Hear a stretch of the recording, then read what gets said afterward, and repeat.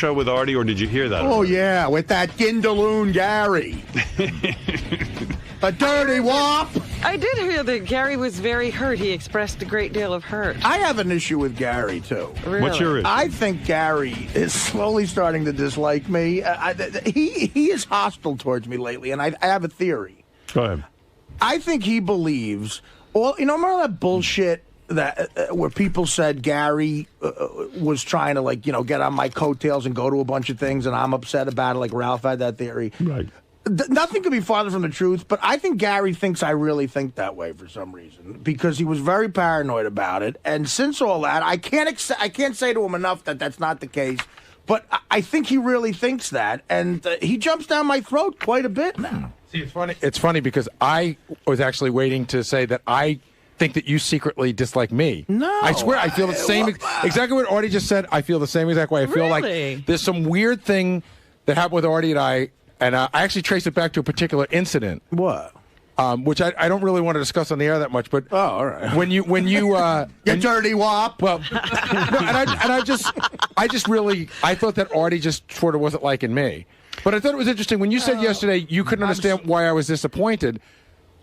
Why do you care what I think? No. I do care what you think. I said did I care what you think? I do care what you think, because I consider you a good friend, and I just couldn't believe that everybody cared so specifically about the therapy thing. That's what I was trying to But do you realize that it's not about the therapy? It's the fact that you lied and betrayed everyone? Lied to you and betrayed? How did I betray you? I didn't betray. I betrayed you?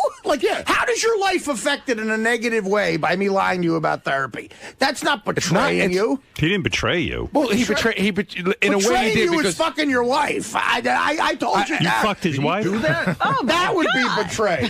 I fucked his How was dirty she? wop wife.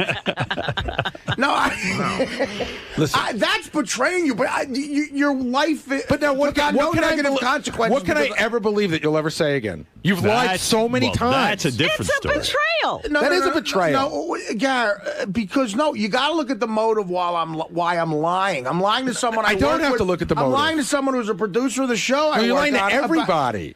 That's not true. You lie to Howard, you lie to Benji, you lie to Robin, you lie to everyone. I lied to people who I felt would think negatively about what I'm doing as far as my career is concerned. So we're the only people you lie to? Just right in this room? I don't believe that. Mostly, yeah. You told your mother that you were not in therapy. Listen, my mother knows me better than anybody. My mother knows I haven't been in therapy, of course. But you didn't tell her that. She believe me, at my birthday we discussed it. She knows I'm not in therapy. My mother can see through all that bullshit. But I work here. It's like you never.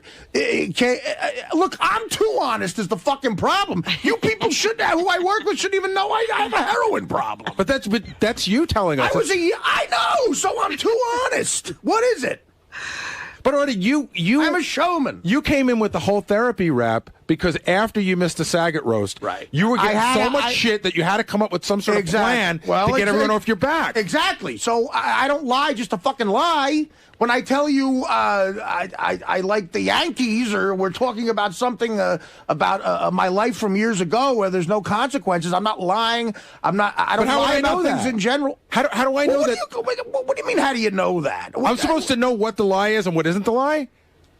Garrett, my point is, what do you care about if I'm lying to you about certain things? And why would I lie to you about? The only thing I lied to you about was the fact that something that might affect my work. That's what I lied to you about. I don't lie to you about anything else, because why would I? All right. See, Gary, Artie only lies to benefit himself. No, I lie to benefit myself doesn't lie when just it comes to to lie. work. Right. Of course.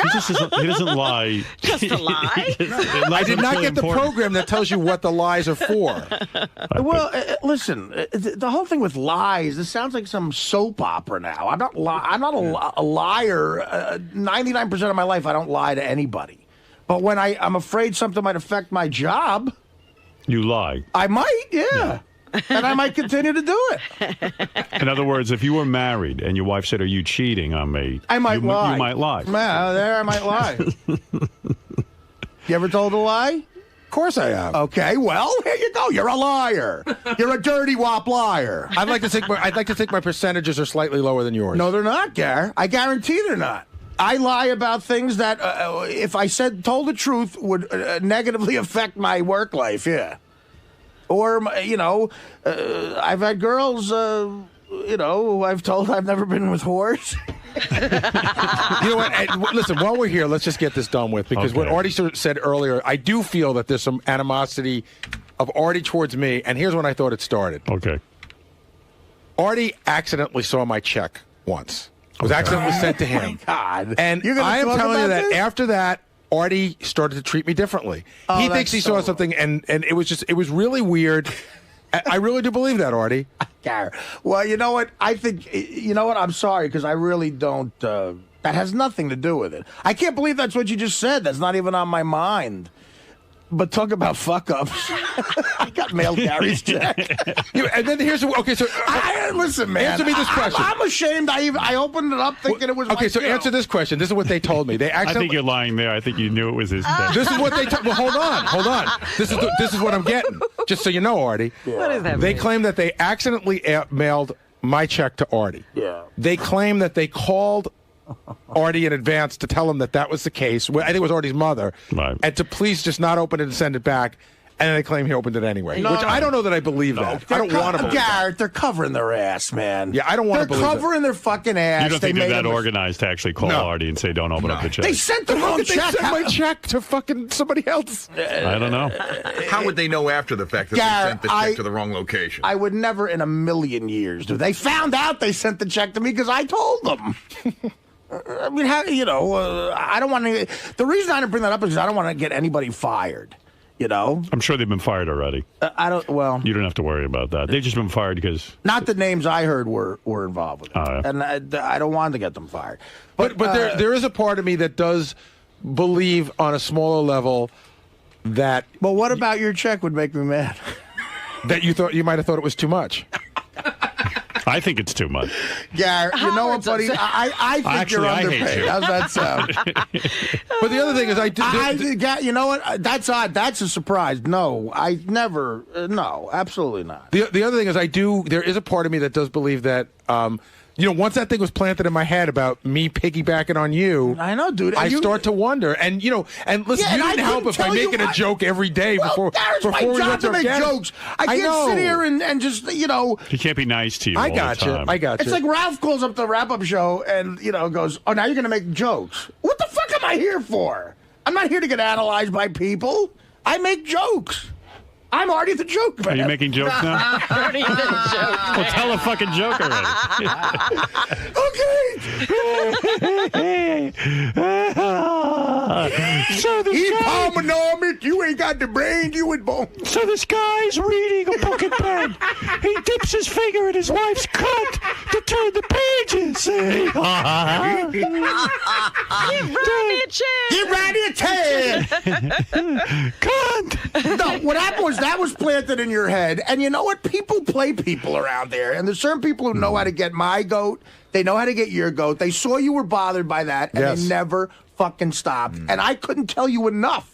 We were on a military jet from shit stand to fuck stand, and I'm going, God, I want you to be here. I love that you're here, and I really was. And he wrote, I heard you wouldn't love that he was there. Well, see, he kept doing that. See that? Yeah, Okay, but I heard He kept doing that. Because some guy who may or may not pick out his shirts told him that. Yeah, you may be lying right now. Not lying. I'm not lying. You sure? Yes, Greg, I'm your actress positive. called and said you're lying. And I'm in therapy. And the other thing is, there are people around here who would stop by my office and say, you know what, I think... Yeah, I heard that Artie said there were much better comics. You were taking up a slot. That's what I had heard. Much better comics. He didn't take up a comics. He didn't take up a comedian spot. Yeah, I took up Artie's friend's slot, who inevitably wasn't going to go anywhere. Actually, yeah, because it was a long story. So you were happy to see Gary in Afghanistan. Let's clear that up. Absolutely. Absolutely. I swear to God, I'm telling the truth. I believe you. I'm an Nathan. I'm telling the truth. I think it all worked out there, and I think that I didn't... Hold it. It was a great trip. It was a great trip. Artie, Heroin is on the phone. No, of course. Heroin, hi. Shit. Heroin never lied. Good morning. Good Hi. morning. Good morning, Heroin. Robin, I'm sorry to inform you that Yes. Artie has lied to you. We were together last night. You were with Artie last night? You and Heroin were together? What I'm calling from his right front pocket. What did he do? What did he do? Wait a minute. Yeah. We weren't up very late. Artie did a little bit of me, and then he went to sleep. How grotesque. But I have a revelation, and Gary, I'm sorry to inform you, he has lied to you, too. Oh. All right. Thank you, Heroin. I got inside of Artie last night, and he was looking on the Internet. He has graduated. You can refer to me. You were funny for a few minutes. Right. Heroin is not that funny. As soon as he said it, it isn't funny, Robin. You kids out there, remember that. And, no, he said I was on the Internet, too, lame. Hey, Lisa G claims, tell me if this is true. She's a dirty heap. Lisa G claims that when you got Gary's check by accident, you tried to show it to her, and she refused to look. Really? She's claiming that. I didn't try to show it to Lisa her. G, is that true? No. Here's what I did that was horrible. She says Artie showed her Gary's check. I'll tell you the day it happened. What? Lisa, is that true? What is going on around here? It is? Uh-oh. Here's Lisa. I never physically had Gary's check. We at your birthday party at John's Pizzeria. I was sitting there with High Pitch Mike. I never physically had Gary's check. I have Gary's check. You want to see? And I turned away, and I think High Pitch Mike saw I was it. busting her balls. I didn't have right. Like now, we really believe well, you. I didn't physically have Gary. Like I brought it to the pizzeria. I would. You were carrying Gary's check around? Yeah, that's what I did. Lisa, I was kidding we with really you. believe you now. Lisa, first of all, Lisa, you seem upset with Artie. You're a dirty little he. Lisa, you were going to date Artie at one point. You were thinking about it. You thought Artie was a catch. Now that you found out that Artie's lying about therapy, you seem angry. Well, I have my file, and I revisited it yesterday. What's in your file? All the lies that he said when I followed him around with my microphone on TV. I've got a nice big file. May 4th, 2006. What did you find? Artie says I have a nice ass. Nope. Lie. What? What specifically? Yes. Yeah. I don't want to say until I need to. Until that time comes. No, just blurt it out like you do everything else. It's not going to be a good ending. I feel like we're not going to have a good ending here. What do you mean a good? What are you talking about? What are you saying, Lisa G? I just feel, you've got a great ending. After I reviewed my file, I feel like we will not have a good ending with Lisa, this. do you know and how Artie? psychotic you sound Artie. right now? Oh, Artie's Will not going to have a good ending. Are you predicting something terrible happening to Artie? I don't feel good about this. I'm being honest. Right. Well, what because I think everyone's laughing, ha ha ha. And well, what are that's you going not the way to do? I mean, listen, Artie's going to do what Artie's going to do. No one can stop him. What in your file? Well, Artie's here for the ha ha. Come on. Right. Yeah, I'm ha-haing with you. And what in your file did you see? when the You time's raving right, lunatic? I'll play it for You everyone. lunatic.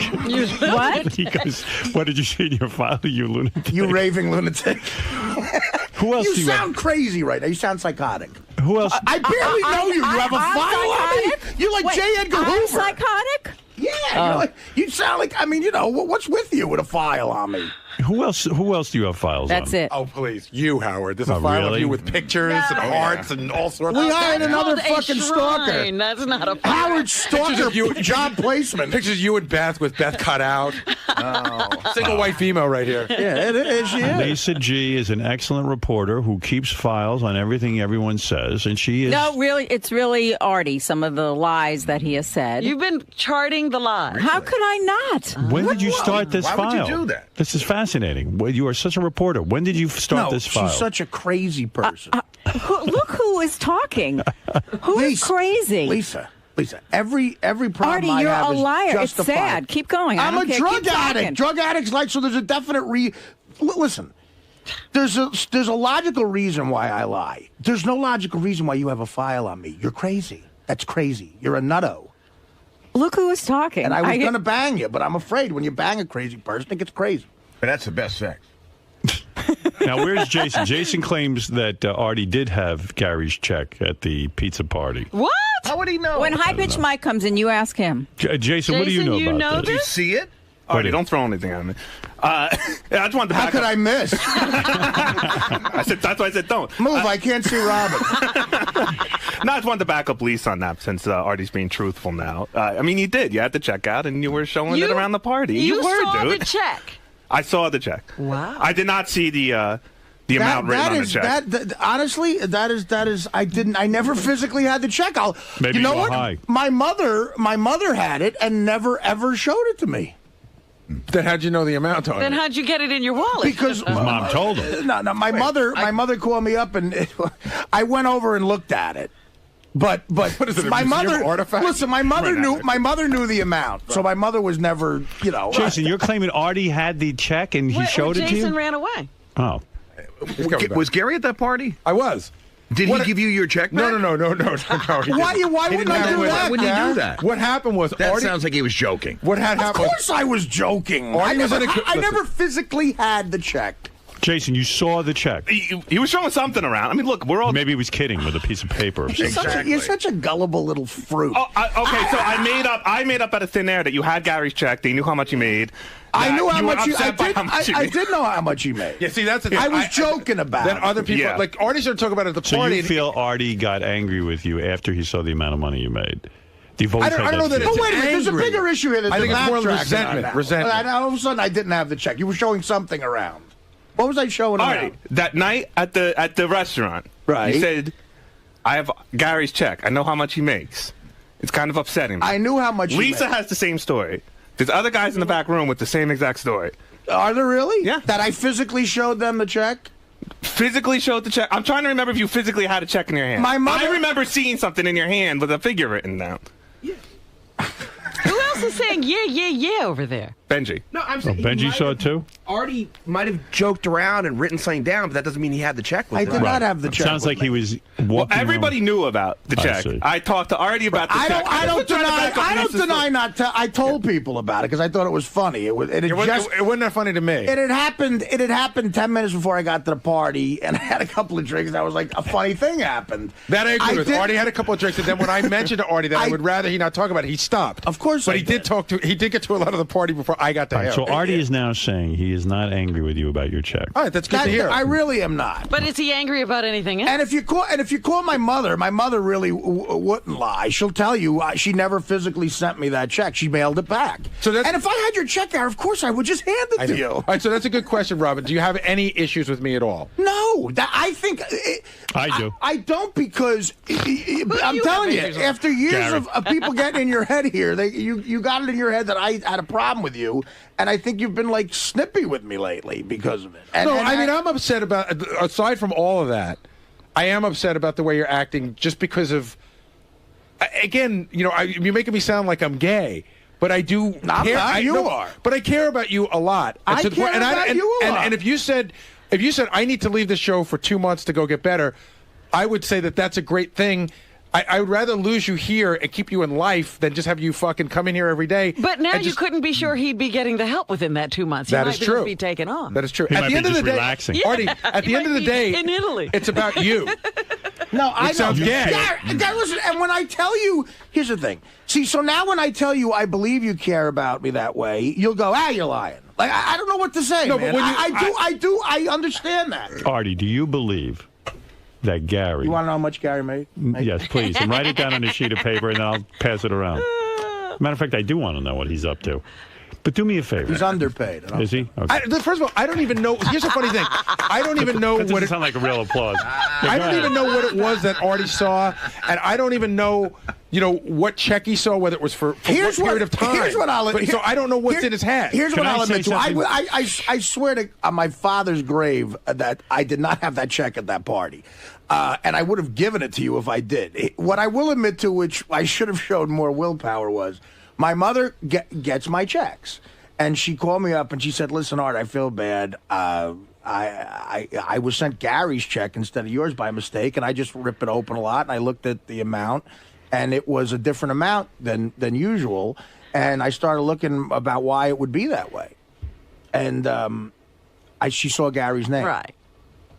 So we were talking on the phone, and I'm thinking, I'm talking to my mom, and I'm like, if someone wouldn't have done this, you're a better person than I am. I would have asked. I said, Ma, it's me and you. I said, what does Gary make? She's like, So I had to for a half an hour, I had to grill her, and finally she told me, and neither one of us had a problem with it. I'd want to know. And that's why, and that happened literally. Remember that night? I was under the impression I was going to dinner with just you and Beth. Yeah. Literally, when I parked my car to meet you at your apartment, my mother had just told me that. It was funny. It was on my mind. I had a couple of drinks and I told people. I shouldn't have told anybody. That was bad. And then Gary came to me and he said, listen, I appreciate this. That's why High Pitch Mike, when me and him started arguing, this is what he wanted to bring up all the time. And I said, well, that affects other people. That's rude of you to do that. Right. So I'm sorry you had to bring it up now. That could not be. I asked my mom. It was a thing that I thought that was going on between you and I. My mother never, ever sent me the check. She just, I said, well, mail it back and tell the person. I felt bad someone might get fired, so I never physically had the check. Well, listen, I do understand Gary's point. He is saying that you think it's gay that he cares so much about you. I really don't. That's everyone. You're gay. I'm faggot. I think that everyone on this show, myself included, I'm speaking for everyone now, is genuinely concerned about you. I think you know that. I believe that. Sure. I can tell you I love you. I know that Gary does, and I don't know about Robin, but yeah, Fred, there seems to be some question. Yeah, Fred, I don't. I know Robin. Fred, I don't really. I get. Fred, I don't really know that well, but I'm saying I get nothing but great vibes that way from everyone. Even Fred, you're yeah, saying. of course. You get vibes from Fred? Especially Fred. You get vibes from Fred. I feel I'm a very good friends with Fred. I really think I am. Well, then you've got more going than I do. But anyway, and Benji. I think what Gary is saying is that everyone here genuinely loves you, and that no matter what kind of help you need, we'd be supportive of it. Right. If in fact you do need help. And so that's all he's saying, and he thinks sometimes you mistake that for either him being gay or for him, like you're like, why would you care so much about me? But he really... I know for me, I really dig you. I think you're a great guy. I don't want anything bad to ever happen to you. That's all. And we see you. I mean, I feel okay. Listen, first of all, and not me coming down on Gary's side may make it sound a little gay, but when you love somebody and you set them free, right? But when they tell you for they're 28 days. taking some steps to do something positive in their life, and you're trying to support them in doing that, and when they don't, it's frustrating. And then they tell you that was all a lie. It's a letdown. All right. All right. I understand that, and I believe everything you guys are saying. What I will say about what you just said is, again, it's a comedy show. Yes. You said it might seem gay, or like, why are you so concerned about me? The gay thing is, I'm not like a Neanderthal. I don't think someone's gay for having it. That's gay me. And faggot. That's me being faggot. But Artie, funny. I'm trying to be funny when I call somebody gay like that. Okay, yesterday I'm not a complete fucking gorilla. I'm a baby gorilla. But it is more that like, whoa, what's your problem? Why do you care about me so much? Right. And that's a psychological thing. And I'm sorry. Well, I don't think everyone anybody's gay for having people feelings. really enjoy you, and the world would be a lot emptier for us if you weren't here. And all we're saying is that we know Artie does what Artie wants, but at the same point, yeah, we get that. If Artie decides he ever needs help, we're here for you. Like if I told you the first couple weeks of 2009 I'll be away getting help, you'd be fine with it. I wouldn't believe it, but we drive you. I would try to support you. We demand a note from your doctor. Right. Well, yeah, you'd get. Hey, Howard, I know doctors that for money will give me a note. Artie made an amazing revelation on the wrap-up show yesterday. Going to this point, Artie talked about the first time he went to rehab for his coke addiction, and he went to a 4-month program, and in the middle of the program, he got the movie Dirty Work. Is that correct? This is in the book. Right. Yeah. So Artie says basically he was not supposed to get out, and the place doesn't exist anymore, and he doesn't name it. Right. But he basically bribed his way out after half the time in there. Yeah. So he never even finished that rehab. Well, when you're in rehab, they can't hold you there against your will. I mean, you got to be there because you want to be. But there. Here's what happened. You had a court-appointed thing? Yeah, what happened was... No, it wasn't even a court-appointed thing. It was basically... This guy... I made an agreement with this guy to stay for 4 months. He then made an agreement to write a note to my next possible employer saying this guy... Or even Mad TV if it came up, saying, I'm signing off. This guy's good. Right. Yeah, he completed or whatever. So I certainly could have left, but he wasn't going to sign that paper. Right. So the bribe was to sign the paper. Oh, I see. Yeah. So he did sign the paper. Right, yeah. because the Dirty Work producers wanted something from a doctor. And then didn't you try to score coke that night when you were with Norm and When he was Chevy? playing pool. Yeah. No, that was the night of the audition for Dirty Work. I told that story on the wrap-up. All right, listen. All right. I'm fucked up. You're fine. You're gonna make it. You're gonna get help, and we'll see what happens. What? Howard, he's not gonna get help. That's right. You're not gonna get help, and you're not gonna be fine. Dominic Barber, you have the last word, and then I must. 2 quick points. I want to read the last paragraph of Artie's book. The last sentence. Because lately I'm starting to think on the show business drug addict forgiveness meter, I'm inching closer to Jeff Conway than Robert Downey Jr. each and every day. Well, I got to go. Take it easy. And I hope to see you all back here next book. That's a pretty honest comment. All right, thank you, Dominic. And that he sees himself more like Conway than Downey. Yeah, we heard it. How much? Why did you say it again? No, the point of that is that everybody says he's trying to angle to get on that celebrity rehab. Right. I know it. Oh yeah, that's why he's more like Jeff. $250,000. We'll take $250,000 for that. Howard, your movie, is it more honest or less honest in terms of your marriage than Artie's life? It's 100% honest. It was very honest when I wrote it, and my marriage fell apart, but I really meant it. It was sincere. Look, shit happens in life, man. They couldn't change it mid-movie. Yeah, what are you going to do? You're in the middle of a shooting schedule. You got millions of dollars. What's it going to do? Ivan said to me, you better hold your marriage. I remember when the movie was in, he goes, you better hold your marriage together. He goes, this is a movie about how good you're doing. Right. I said, okay. How long do I exactly have to hold it together? He goes, at least 2 years. I go, oh, wow, okay. Oh, I can't see marriages breaking up. However, for my Christmas party, I'm inviting everyone. Anyone coming? No one likes you. When is it? At your house? Where is it? At your house? At my home in Glen Cove. I'm having catered by Bernard's, a famous place, and I would love to send a car for whoever wants to come. Thank you. No one's coming. Right? Goodbye. Goodbye. I bet the food's going to be good there. Yeah, he has good food. All the right, point of that comment is, like everybody tells you the show business is a forgiving business. Well, it is if, you're Robert Downey Jr. Right, yeah. But even he had to prove a few things. Well, that's what I mean, but he kept being amazing in movies, so he kept getting part. We're still waiting for Jeff Conway to be amazing in anything. Jeff has only been amazing in rehab. If you're not talented or bankable, they're like, well, listen, we don't forgive you. That's right. I'm watching Celebrity Rehab. Jeff Conway goes, I want to get back into movies. I'm like, what part is it where the guy can't stand up straight? I can't even. Well, Hunchback of Notre Dame. He could play that. He could play Scrooge, right? That was so. I watched that last night. That was so painful to watch. Like Conway, man.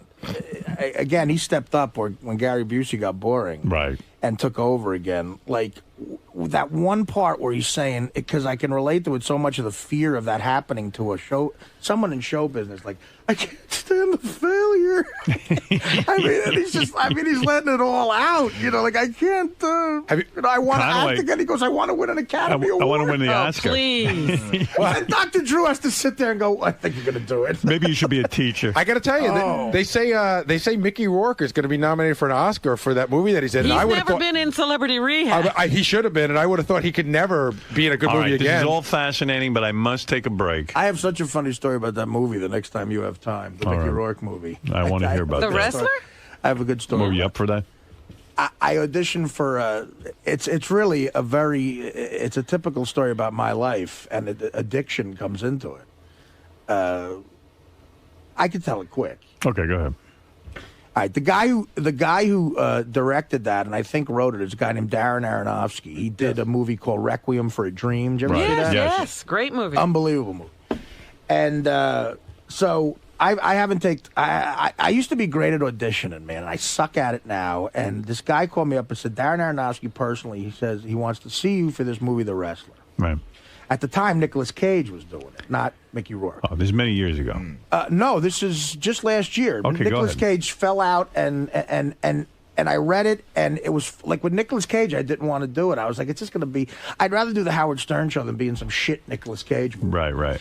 Then they said, then they said, Mickey Rourke's going to do it, and I said, you know what? Now it seems interesting to me because I read the script. Right. I said, now it turned into a movie that I'd want to be in. And so I went and I auditioned for this guy, Darren Aronofsky. He's a younger guy. I don't realize he's a little bit younger than me. I really took it seriously, and I had what I thought was a great audition. It was for the fifth lead of the movie, a sleazy wrestling promoter in that world, and he had all the scenes with Mickey Rourke. So I went back another time, killed again. Then I went back and did a screen test. This is all in New York. Killed again. So my agent says to me, you know, Aronofsky really likes you, and it's between you and one other guy. I said, who is it? He wouldn't tell me. Probably Robert Downey Jr. You're right. Yeah. I'm dying to see the movie. Because you don't know who. Do you know who got it? No. It's one of those things where I just put it out of mind. And they made it quickly because now all of a sudden it's out and So I'm like, wow. So it goes right to the end, and my manager calls me back and goes, the other guy got it. And I'm like, oh fuck! It was really like almost like God fucking with me because I wanted it now. They got me into it. Right. So I'm talking to my buddy David Herman, I was on Mad TV. Now this is where my buddy David would probably remember this, but I was all fucked up, and I don't know how true this next part is. He talked to a friend of his, and he said, his friend said, doesn't Artie remember Darren Aronofsky? And I said, what are you talking about? He goes, when I was at Mad TV back in 1996, we go out to a Hollywood party. This is this kid telling me the story. Yeah. And Artie was really fucked up. It was one of those times where you had to pull him out of the party. Right. And this kid went to film school with Darren Aronofsky. He said that in this party you claimed that this guy Aronofsky, this is before Requiem for a Dream, about a year before it came out. You claimed that this guy was looking at you wrong, and you kept hitting him in the head and punching him in the face. And I said, what? He goes, you were you were abusing this guy, calling him like a film school fag. And wow. And, maybe he did this to get back at you. That's what I'm thinking.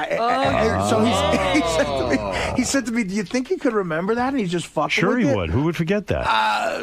Some guy smacking me in the head, I ain't going to forget. I said, listen, I don't remember. Can't wait to get that guy. Right. I said, listen, I don't remember this. Wow. And what an elaborate plot to fuck your head up. Well, it makes sense since the guy that got the part looks nothing like Artie. Right.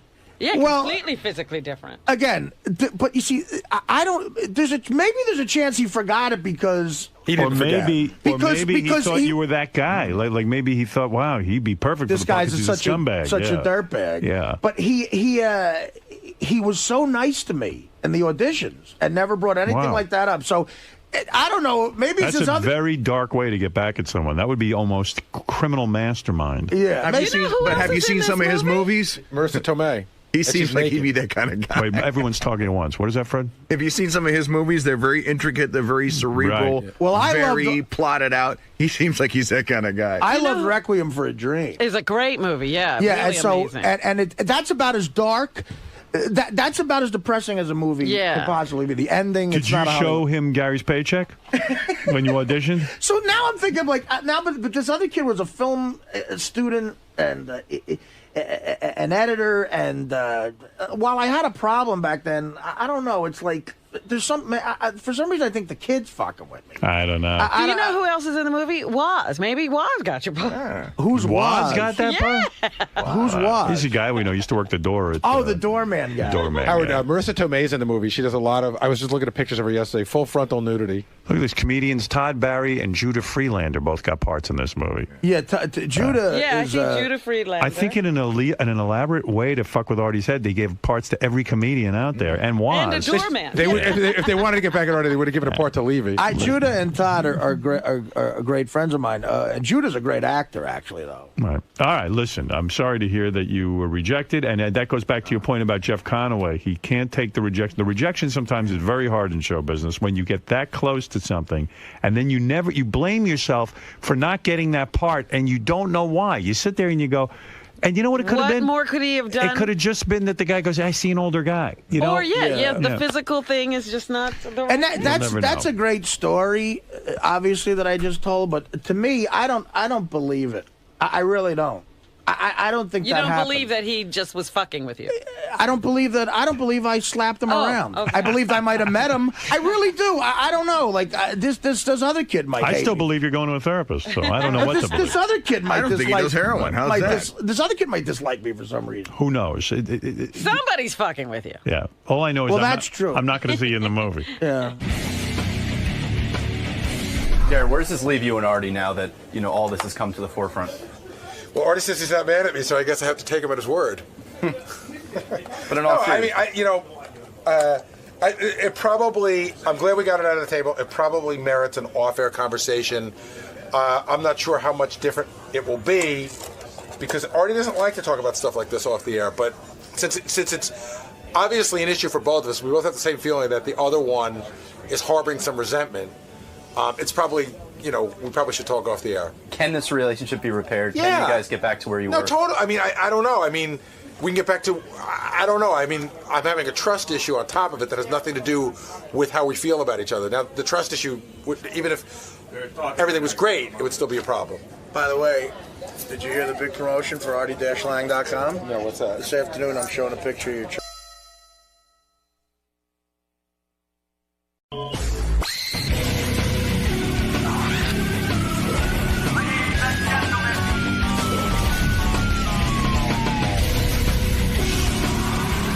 By the way, Courtney Love's supposed to show up at 8:30. Is that right? Yeah, 8:30 today, Courtney Love. You say that like you don't expect her here. Yeah, I kind of think like... I'm with Howard, Robin. Yeah, really? right? I booked her, but, if she doesn't show up, don't get mad at me.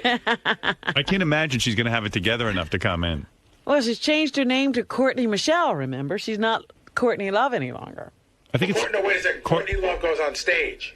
Yeah, Courtney Love's on stage, but in real life, she's Courtney Michelle. I'm hoping Courtney Michelle will be bringing her here. But she said Courtney Michelle said she doesn't need Courtney Love in her real life anymore. So who are we getting, Courtney Love or Courtney Michelle? I think we're supposed to get Courtney Michelle, but who the hell knows? Did you see the notes on her, Howard? Yes, yeah. I mean, if she didn't sell records, she'd be in the whack pack. Can you book both of them so one of them will show up? You should we have have booked 2 guests today. We're hoping one shows up. You should have booked Courtney Michelle and Courtney Love. That way, you play the odds. Courtney Love is not here yet. Oh. I don't even know. Gary feels she will be here because she's booked through a record company, which will keep her on track. She's in the building. She is in the building? Oh, so she is. Okay. What, is she lost? We just got to know that she's downstairs. All right, yeah, because I think I have to pee before I do the interview. Why is that? Because I got to pee for the last hour, and I was so busy. You couldn't go during the last break? No. That's when I go through all the notes and everything. I see. No, there's no time. There's no time to be human on this show. If you're trying to gauge how to do the rest of the show, I found out that everybody's in the building but Courtney Love. All her people are downstairs, so she's running 15 minutes late. I told you. They know where she is? I don't know. That's just because the first thing Tim goes, they're all downstairs, and they all are except for her. Well, here's the problem I have. Then the interview starts at 9 o'clock, and then... Why wouldn't the people go pick her up? Because they can't get in her room. You know that. You know what? They're afraid of her. Maybe. I'll interview her people. I don't care. Yeah, I was going to say, we should talk to the people because I want to know how that works. How come you're not with Courtney? I bet you their stories are 50 times better than Courtney's. Yeah, like what they did this morning. There's probably all the people downstairs, and there's probably a whole group of people who are trying to get her here. Right. I'd pay to see a reality show of that.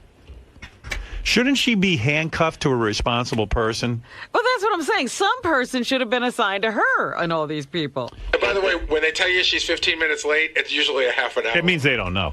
Could you imagine, though, I feel bad for people who are part of so-called entourage. The people. I have never been out of control in my life. Honestly, I'm the most controlled, disciplined human being. If I have to be somewhere, I'm there before any entourage shows up. I get there myself. I'm there. I'm in business. I'm ready to go. Well, even at the Wendy show yesterday, they were like, oh, this is so great because we were just dealing with all these entourages. And here are you and, Dr. Oz's wife, and it's just you guys. Yeah, well, it's pleasant. But anyway, can you imagine, you're like a public relations person, you're in charge of making sure Courtney Love gets somewhere? You got to be having major anxieties because you can't really talk to her. And you're using your relationships with these outlets, these shows you book people on. Yeah. And they are relying on you to make sure that talent is there, and you have no control. You have no control. I could just picture, Courtney, you there? We're late. We're supposed to be on the air 8 minutes ago. Well, the record company's already tied up 5 years making this record. And God knows how much money they've pumped into this thing. Courtney, listen, hon, we got to get go away. Leave me alone. You're booked on Howard Stern. Fuck Howard Stern. He'll play. Come on, Court. We did a lot of work. We got you on a lot of shows. Come on, we want to get the Got to pump the album. Me, I'm so neurotic. I'd be there like within minutes. Well, you understand the pressures. Right. And so, I mean, Courtney's had this life where, I don't know, I guess everything's come easily to her. Court, can you open up, hon? Get me my juice. You need some juice? It's the juice. It's the juice. Courtney, get out of the bed now. Courtney isn't here. Who am I talking to? You're talking to Courtney Harrison. Courtney Michelle Harrison. You're looking for Courtney Love. I didn't say I was going to do that. What do you mean? I'm Courtney Michelle. Courtney Love said she'd go. I'm George Harrison's daughter, Courtney Harrison. I think she's a great interview and everything, so, you know. I love having her on, but right. It can't be easy being having her her people. on, you never know if you're going to have her on. Right. Well, I hope we do see her at some point. Well, it's like 8:30, and Courtney Love isn't here. She's supposed to be on the air right now. Where is she? I have no clue. I don't know. It's crazy. She's obviously not here on time, which I don't think is a complete surprise, but I guess we're trying to track her down right now. Are you surprised? Am I surprised? No, I'm not surprised at all. I'd be surprised more if she shows up, to be honest with you. What do you think's going to happen? Shows up or not? I'm going to go with no, to be honest with you. Yeah. I mean, at some point, Howard's just going to say, all right. Maybe at like noon, he'll say, we got to end the show and forget it. What's his cutoff, do you think? How late will he go? Honestly, I don't know. Maybe 9:30. If she's not in there by 9:30, it's over. So, we'll see. Would you like a Courtney Love update? Yeah, can we schedule this for another day? No, here's the deal. Courtney's downstairs. Yeah. Ronnie just called up. Courtney's downstairs. She's in her car. She's on the phone. She's not getting out of the car. Ronnie can't figure out if she's finishing up a phone call or just refusing to get out of the car. All right, listen, please do me a favor. Well, she's, it's enough. Why can't we send a camera? She doesn't really comprehend that. Like, I've been here since 6 o'clock this morning. We're not waiting just to film her. Yeah. Can I just say one thing? Based on the behavior she's exhibited this morning, isn't this the Courtney we want? I know. It's just so rude. The schedule is open tomorrow. Oh, you think it's rude? Yeah, I do. You think it's beyond rude. All right, good. All right, Robin, you want to start the news? Because I don't know when she's coming up here. And then the show will go on for 17 hours. And really, I got appointments and everything today that I kind of have a life outside of here. I can't sit here. You came in to wait for her today. I can't sit here till 11:30. I mean, for God's sake. At some point, you burn out. I've had it. Ronnie, where's Courtney Love? I don't know. She's supposed to be here. I know. 8:30. She's not here yet. She's not here, man. I have no clue. It's not my problem. Are you surprised? My problem is to get her inside. That's it. I don't know where she is. Am I surprised? I'm not surprised at anything around here. Thanks for your help, man. No problem. What's going on now? I would have put Ronnie up himself, but his cell phone was breaking up. This is exactly. He goes, all right, we're in the building, but she's sitting on the floor in the lobby and she's on her phone. Oh, no. Can we get a phone down to her? Maybe that's how we'll do it. Isn't she trying to make like a comeback? I don't know. I don't know what she's doing. This is why a comeback is so tough. I just wonder what it's like to go through life not caring, like that you have a radio interview.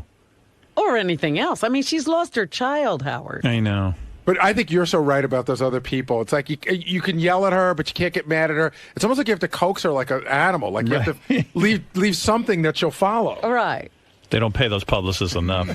I could never do that for a living. Well, they should have the phone on a string and pull it so she'll come this way. Boy, oh boy. But who sits in the floor of a lobby of a major building?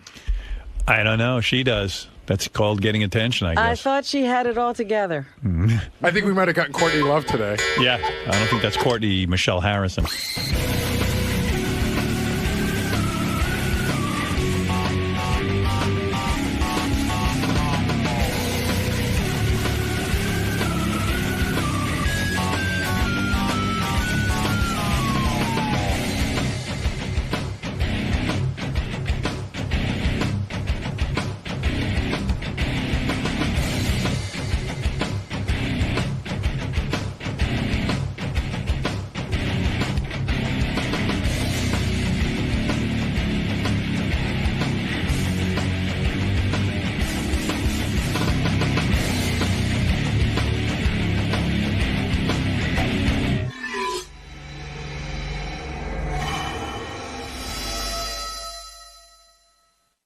really stay on schedule today, and we'll get to the news at 9 o'clock because what happened was Rosie O'Donnell is doing her show that airs on Starz Channel 102 at 10 a.m.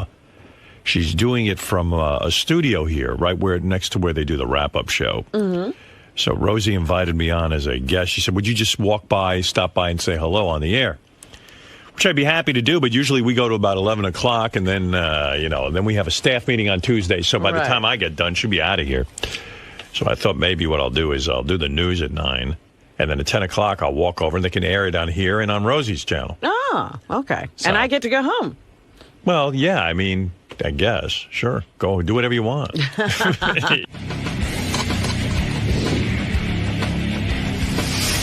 All right, so now I'm exhausted, and I don't really want to go over to the Rosie show. I like Rosie, but I just felt she did our show, so maybe I should go over and say hello on her show. Well, at least it's not going to her house. You just have to walk down the hall. I know.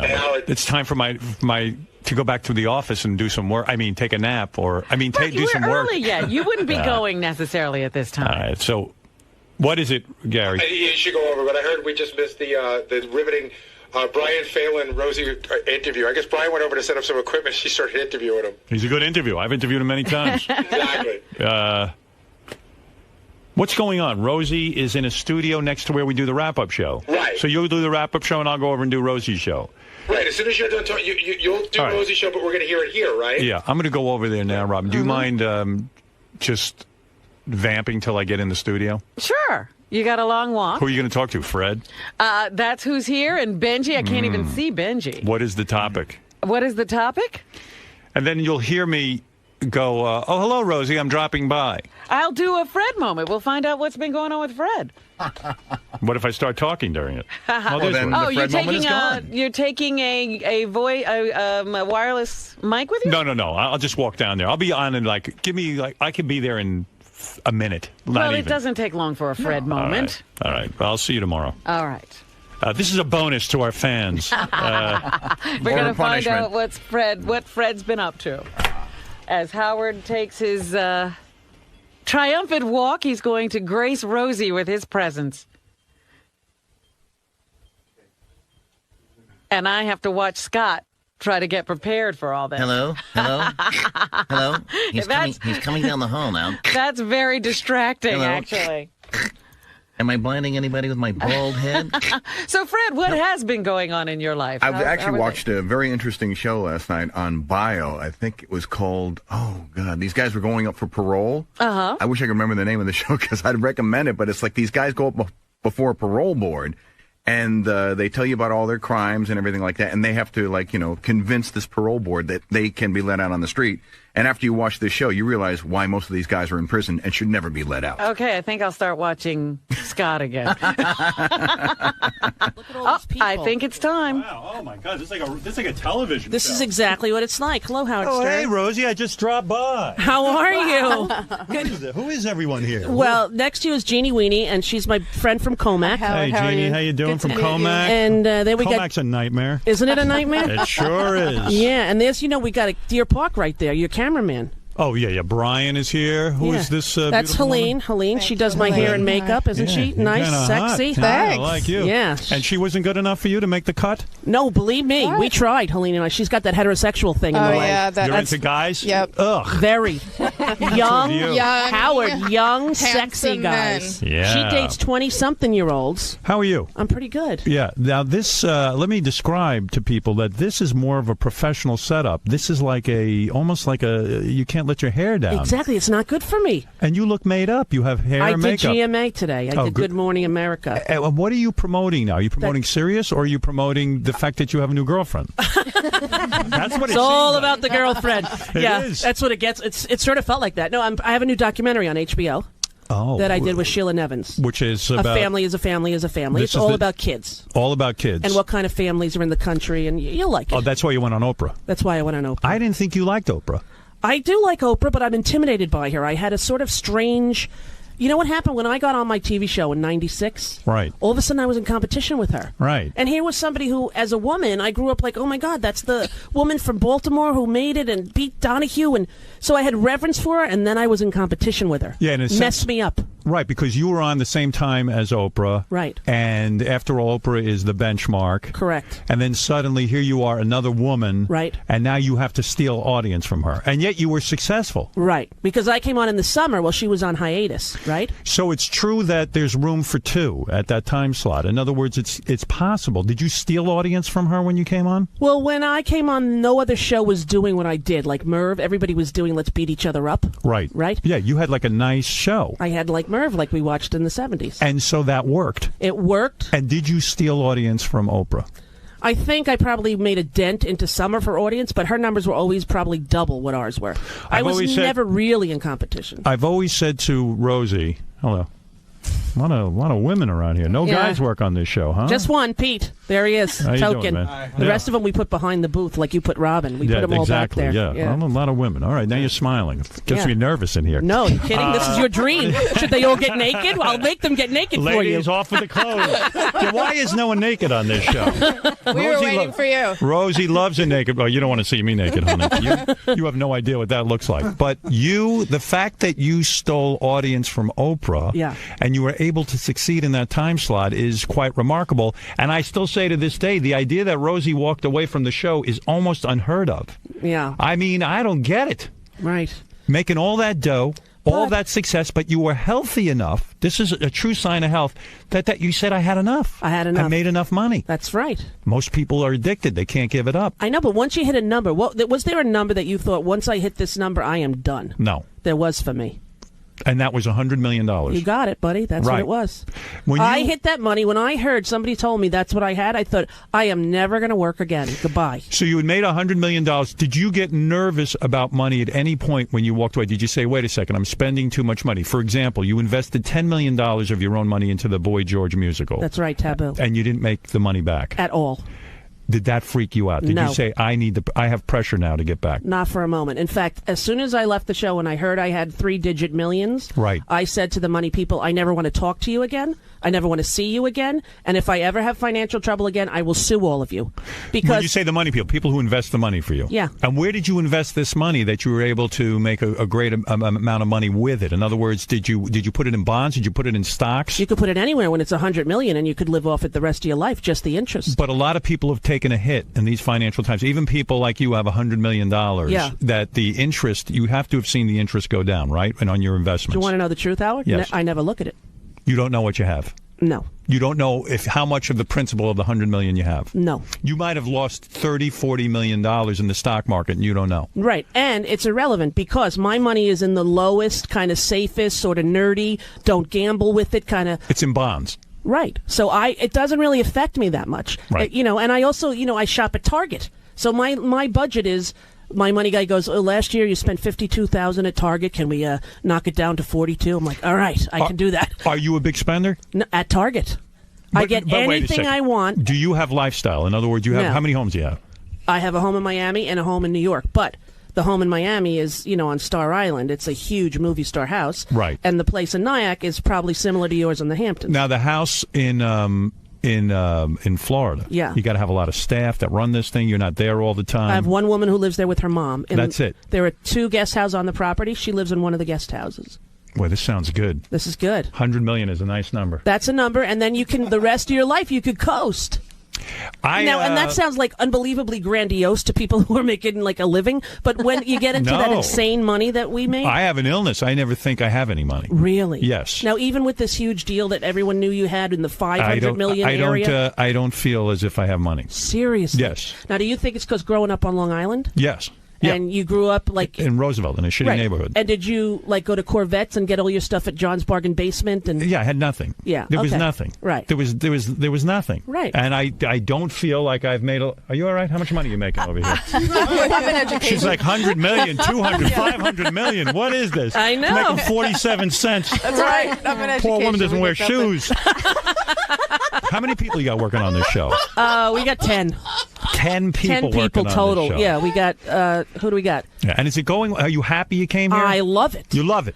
I love it. And literally... I tune in and I see you getting looser and looser with it. I can't believe it. The first week that we were on the air, I was like, okay, I hope I'm all right. By the third month, like last month, I was like, this is the greatest gig in the world. It's fantastic. And you get to interview anyone you want and talk about anything, and nobody is there to say, don't say this or don't... You don't hear from anyone. It's kind of scary in a way. As someone who was over-managed and over-program directed, suddenly nobody even comments on what I'm doing. It's good, though. All right. Everybody's still awake? Everyone's We're okay? awake. Yeah, All right. they're awake. Yeah, I am exhausted. But Jeannie grew up right near us, you know. Where'd you grow up? Well, I'm from Comac with Ro. Oh, Comac. Yeah, but we had the Comac's same... upscale. Comac's for rich people. You think so? From where you were? From where I was, compared yeah. to Roosevelt. That's near Yeah. Laurelton, right? Yeah. Roosevelt's bad. Yeah, I know Roosevelt. Yeah, nobody has anything. Yeah, and your mom was depressed your whole childhood, right? Oh, yeah, pretty much so. Yeah. When I heard you talking about that recently, I was thinking about Well, you should my see how son. my father bangs her. Of course she was depressed. Good The night. woman needs it. Good night. Goodbye, everybody. So listen, So have wait you- a second. What? So you went to Chicago yesterday? I did it on Thursday. And it Rosie aired and yesterday. and you flew there? I flew there on a regular old American Airlines No plane. private jet? No. But for you and me and Conan, honey, I wouldn't have can't lied to you. believe you said no. I know. Rosie was very gracious. I was on the fence about going out to California and doing Conan's last show. Which they asked you to do. That's a big honor. They asked me to do it. Yeah. And it was one of the last shows. You know, I don't know exactly what day they Right. had involved there. So, you know, I thought, wow, I could go on and really make things great. Yes. I would really attack Jay Leno. Yeah. You know how I feel. I know how know. you feel. Yeah. But then I was like, well, I don't want to go all the way out to California and, you know, and do the Conan thing and all that. But then Rosie wrote me an email and said, listen, I'm going to get us a plane. Yeah. I got $100 million. That's right. And so do you, by the way. But you could get the snacks. That's right. But I feel like I have nothing. So you I gotta know. get- I'll talk you through I it. wouldn't have let you get the plane. But she said, hey, if you want, I'll go with you. Yeah. And we'll double team Conan. Wouldn't that be something? Now, that would have been legendary. Like, even if you just would have, like, said, I brought a friend, and you would have called me out, and I just would have said, Jay sucks. Every time you pointed at me, that's all I would have said. It would have been great. Would have been funny. And your story, I've told Rosie this, and I'm going to tell her in private why her Jay Leno story meant a lot to me. Because Rosie's take on it was very unique, why she hates Jay. I did this on the show, and I'm not going to go through it again. But I think you would have been really great sitting there and telling Conan why Jay is such a scumbag. And in fact, today in the Wall Street Journal, there's an article did you see this? To Hitler. Comparing Jay Leno to Hitler. Yes. And coming in and annexing all of Czechoslovakia. Right. So this is going to take hold. Now, Jay is going on Oprah Thursday I heard that. to beef up his image. I know. And I really hope Oprah does not sit there and suck up to him. I hope she asks him some tough questions, but I don't hold out any hope. Well, I don't know that he'd answer anyway, because I don't think he's that introspective. I think he really kind of believes the press that he's saying. Like, he did that whole mea culpa on the air, and he's like, so let me just tell you guys what happened. They said to me, go in prime time, and I said, it's not a good idea, but I did it because I'm a team player. And then they said, hey, you want to go back to... I'm like, if you need me to do that, if you need... Come on. Why don't you just take the food off his plate? Right. You know, it's like, Jay, you're at the all-you-can-eat buffet. Right. If you want more shrimp, go up to the shrimp bar. Don't take it off Conan's plate.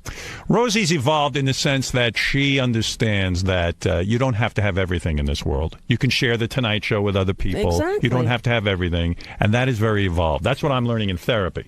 Yeah, every day, right? You go every day? Well, not every day, but you seem to have that. Now, so when you went on Oprah, the big thing was the new girlfriend. Well, yeah, that was one thing, yeah. And I think it's moving fast. You think it's too fast? Well, I don't know. I'm asking you. It seems to be moving fast. She's already talking about moving into your place. Yeah, well, we have a bunch of houses up there. You're in love. I'm in love. Holy mackerel. It's nice, Howard. This is and unreal. I was not really excited about the whole dating thing. Remember, I was like, I'm not going to date. I've never dated. Ask Jeannie Weenie. I'm one of those lesbians, you meet somebody, you like them, you see, you fall in love, you stay. And your image was that you were partying, you were having 6 and 7 lesbians only a night. Only to you! You are the only one who had that image! I heard you were orgying. Oh, dear God, honey. I heard you were in hotels orgying at the Four Seasons in California. Jeannie Weenie, who's known me since I started having sex to begin. Have I ever, in my life, had a one-night stand even? You don't do short-term. I don't. I'm long-term commitment. I saw a picture of the woman, attractive woman. Beautiful. Very Yes, beautiful. indeed. Very different than Kelly. Yes. A very whole different type for you. Yes, indeed. Who knew? I knew. I thought it all had to be blondes and the whole thing. No. So listen, I'm getting this in bits and pieces. I'll take the whole thing. You ask me whatever you need to know. Did you get this on Oprah? Did you get it all out on Oprah? No, because she was not the way you do it. You tell me. I know what you need to know. Go ahead. But wait a second. Did we use the Symbian? I know. That's what you want to know. We're going to get where is the Symbian that I sent you? It's actually as a footrest in my studio in Nyack, and we had to hide the attachments. Thank you very much. You and your new girlfriend will not try the Symbian together. I don't think we will. However, Why? if we do, why not? I'm being serious now. All right, no I'm telling you the truth. Why not incorporate the Symbian into your sex life? Let me explain to you. The Panasonic magic wand is too powerful for the average woman. Right. I feel as though it could numb vital organs down there. And But you I don't feel use the the magic Symbian. wand. I have a magic wand. But it's not great. The pocket rocket for a woman is the most appropriate You're thing. totally right. That's right. But I feel the Symbian is like the magic wand times 10, But you and it may need to tell explode me internally or something. I sent you a Symbian and you never sat on it or tried it. I have had my feet on it every single show. I turn the vibration on sometimes. You have all the attachments. We've looked at them, but Howard. Some are for insertion and some of them are external. I've seen them. I thought, what is this? This Sit looks like on the damn thing and tell me how it is. One looked like a chia pet. What was that one? That could impale you. I don't know, but what you need to do, right on the air, you sit on it and tell people how you feel on your show. Believe me, this All would right. be Well, huge. I'm pretty sure that Deirdre or Helene would do that. Wouldn't you both? I'm sure they would. Come on, girls. Let's get our clothes off and get on the Symbian. Everybody. Yeah. Now, Helene Okay. has some good sex stuff. If you have any sex. I don't. Yeah, she's got the hot young boys. She's my age. You got a killer body. Yeah, Thank she's you. 47 years old. And No, she bangs- 49. 49. She 49, bangs you the look good. 22-year-olds. Oh, no I kidding. don't. 24. How old 28. is this? 28. I'm sorry. Where do you meet a 28-year-old? Where did you meet this guy? Well, I played his mother in a film. Oh, no kidding. Oh, you're an actress. Very nice. Hair and makeup, acting, Very documentary good. filmmaker. Good for you. Yeah, she's got it You're going the kind on. of powerful woman I like. Really? Yeah, I like a powerful woman. Someone who can take care of me. Yeah, Beth can do that, can't you? Yes. Yeah. So, wait, get back to this because Okay, I'm sex, fascinated. go. Symbian, no. Not All right. yet. If we do it, I will let you know. I'm shocked that you haven't tried it, and I hear it is the greatest orgasm for a woman ever. Like, even if you don't insert, But just aren't you sit on it. afraid it's going to ruin your whole life? Well, first of all, I wouldn't give it to any woman that I'm with. I Yeah, don't need her see, you ruined. know. But for you, it would be great. But it's kind of like if you go into Vegas, and you put down a quarter on roulette and you win $10 million, the rest of your life is going to suck. That's 'Cause true. It's never going to be as good as that one time. All right, let me get back to this. You flew to Oprah Yes, flew to Oprah. to promote the special. Yes, the documentary. The documentary. Yeah. And then she kind of glossed over the whole new girlfriend thing. Did you say to her, because you said it on my show, you feel like, not that she's necessarily a lesbian, but she has all the signs. Her and Gail are ridiculously close. I don't think she's going downtown. I don't think she's been to the Holland Tunnel. I don't think she has an easy pass, okay? That's hardcore. That's hardcore. But I do think that, she's her emotional friend. Yeah, she's her biggest connection, I think. Now, More I don't so know than with Stedman. But I don't know, because you see the pictures of her and Stedman up in the little palace in California. Montecito. And there you go. And it seems as though they seem to be, I don't know. Did you ask her if she still has relations with Stedman? No, do you think I should have? You should have brought me right in the with you. beginning. Can you imagine if I went out with Rosie? That would have been good. Oh, she hates me. Does she hate you? Oh, hates well, did you do horrible things to her like you did to me? Yeah. Oh, you did. Worse. Worse? Yeah. Did you call her Pumpkinhead? Worse. Oh, what'd you Worse. call her? Well, I don't even remember. Okay, I mean, good. I but said something. No. It's just that there are times that she just angers me. I also respect her. I read Oprah magazine. I'm a subscriber. Do. Yes, you I do. enjoy it. Yes, I don't totally hate Oprah. I got it. Now, but there are things that are funny about Oprah and the whole cult of Oprah. Right, because she's bigger than she even knows. We talked about fame a little bit. We talked about how, fame is a drug and what happens. And she was saying that she didn't feel she was affected by it so much. And I kept saying, well, wait till you quit. Because that'll be a different feeling. But why I fell in love with you is because your honesty came through. When you came out and you took on the world and you were this controversial, honest person, I said, I love this Rosie. Right, but that's and after Oprah I left my show. True, but you left the show. Oprah hasn't really become real. Like, you couldn't say to her on that show, Oprah, what's going on with you and Stedman? You can't. Why is that? Who is this woman that we can't say that? She can't come clean with that. What is that? It's an odd thing. That Stedman. There's a deification that's happened of her, right? She's like Jesus. In a way, she's held up. She's one of the spiritual leaders of the nation in pop culture. She is. Deepak Chopra, her. I mean, people get their spiritual fulfillment from what she tells them to do and read and be. She's like, I have rosary beads blessed by Oprah. You do? Yes, that's Where'd right. you get them? I don't Online? on the Catholic channel. You can't reveal that, right? But I think if you went and told her a lot of this stuff, if she knew a lot of the stuff about your childhood, if she, like, I think there'd be a way, like you and me, who would have thought we would be able to connect, Right. that you would be able to connect with her. I'm sure there's something there. But so you go on, and you didn't say anything about them necessarily having a lesbian-like relationship. Didn't go there. No, but you did talk about your new girlfriend. I didn't know if she was going to bring it up. Right. Because I did say on my show that I thought they were a little gayish. Now, why did you suddenly get comfortable talking about the new girlfriend? There was a period of time where you were keeping quiet, and the relationship was just blossoming. Yeah. But you couldn't say anything. Right. Well, when it got to the point where I knew we were going to be photographed in public, or they had a few pictures of us, and then I said to Tracy, like, as soon as it gets out there, that it's kind of like the roller coaster clicks on and you're going for the ride. So make sure we're ready at that point. And there are 10 kids involved. Now talk to me about that. She has 6 kids. 6 kids, and 5. And her body's pretty rocking. Yes, it is. I don't see stretch marks. She was no. like in... she had 5 adopted from foster care. Oh, okay. And she gave birth to the youngest child, who's 6, named Wyatt, who has Down syndrome. Oh, my God. Yeah. And you're telling me... Yeah. She's going to move in with those 6 kids? Yeah. Oy vey. Can you imagine Can that? you imagine but that now, nightmare? who's our mutual friend? But wait a second. Mia Farrow has been my idol for years. But wait a second. All right, Howard, this doesn't seem good to you. I'll tell you something. All right, go ahead. Go. Listen. Go. For a relationship to work out, very difficult. You think? You give the pressure of 10 kids. I mean, even Brad Pitt and Angelina Jolie are the 2 best-looking people in the world. They sure are. And they can't make it. Are they the 2 stupidest fucking people in the world? Why? Why? Because, first of all, they met on a movie set. How cliche can you get? I Number agree. 1. Okay. Yes, she's a hot piece of ass, but you got to stop if you're Brad Pitt and say, I'm Brad Pitt. Yeah. I'm getting a tremendous amount of women. Yeah. I got this, I got that going on. And suddenly, he meets Angelina Jolie. Right. Now, if you stop and you think about it, the biggest, you know what the word mishkite is? It's an Italian word. It means ugly. Right. It's That's Jewish. Right. That's right. This guy, Billy Bob Thornton, looks like a bus hit him, right? Yes, he does. He dumped Angelina Jolie because he said she's got too many problems. But this is a guy who doesn't like antique furniture in the room. Well, that's crazy. And he only eats beige food. Orange food. or whatever it is. Yeah, crazy. But so here's a guy who, basically should worship Angelina Jolie, but he says she's a problem. So Brad Pitt meets her. Yeah. Of course, he's on a set. She's the most beautiful woman in the world. She is pretty hot. And he gets involved with her. Right. And before you know it, they're adopting more children. Right. They're having children of their own. Right. Stop and enjoy 2 children. This guy's never had kids. Yeah. She's loading up the house with kids. Right.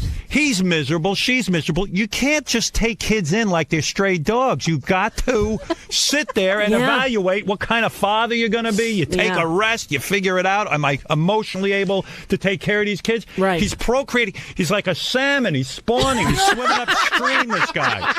He's a dope. Now, how many do they have now? Who knows? How 6. Many? 6? Okay, she's It's got enough. 6. Yeah, it's enough. Now, you're going to... Listen, I know the puppy love is going on now between you and Tracy. Yeah. And I like it. I'm happy for you. I Good, want you with thank somebody. you. I That's want you nice. happy. You're going to like her. I'm going to like her. Yeah. I know it. I like her already. God knows what you 2 are up to. A lot. I want to know. I'll tell you. Know when what we have you're dinner, up to. I'll give you all the details. I want to know now. Everything you want to know. Your whole staff is salivating. They all know. They know already. They've seen the photos. So how long before you kissed her? How many dates? 4. There were dates, actual dates. Well, she came down to Miami, and in other words, you had the great rap, which I did when I was single. Yeah, which was? Listen, we can't go out in public.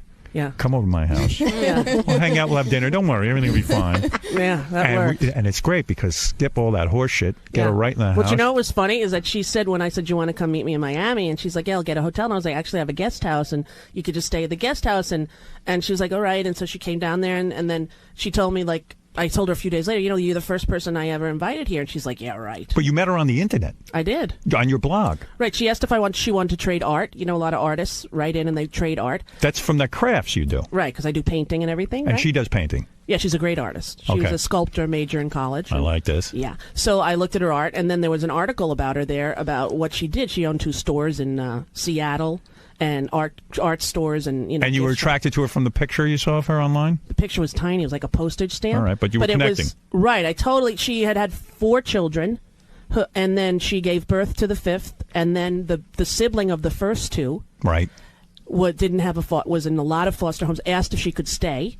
And she said yes. And she'd been living alone for 5 years. This is your kind of girl. You're exactly right. She's like you. She's connected to people. Yes. She's into people. Right. And she loves kids. Her focus is kids. She adopted the mentally retarded kid? She gave birth. She gave birth to that kid? To Wyatt. And she knew and she didn't get an abortion? Yes. Whoa, that's heavy. Yes. How many people would do that? Yeah. She's pretty amazing. If you're missing a finger, I abort you. I mean, for God's sake. Can you imagine? What's wrong with the kid? I don't like the eyes. They look weird. Flush, please. Next. I am so superficial. Yeah. Now, what's up with Beth and the babies? Are you going to... Come on, honey. What? Soon. We have animals. I heard you have animals from the North Shore Animal League. Beth and I have had many conversations about this. But there's going to be I didn't want to... Wait a second. Stop it. All right. One. Now you're in an area that's... Okay, let me hear it. Go. Very upsetting. You have 2 girls. I have 3 girls. I thought you only had 2. I have 3. I only met 2. One of them we keep quiet. Okay, good. Don't bring that up. Daddy's famous. You have to stay in the house your whole life. Never leave. Yeah.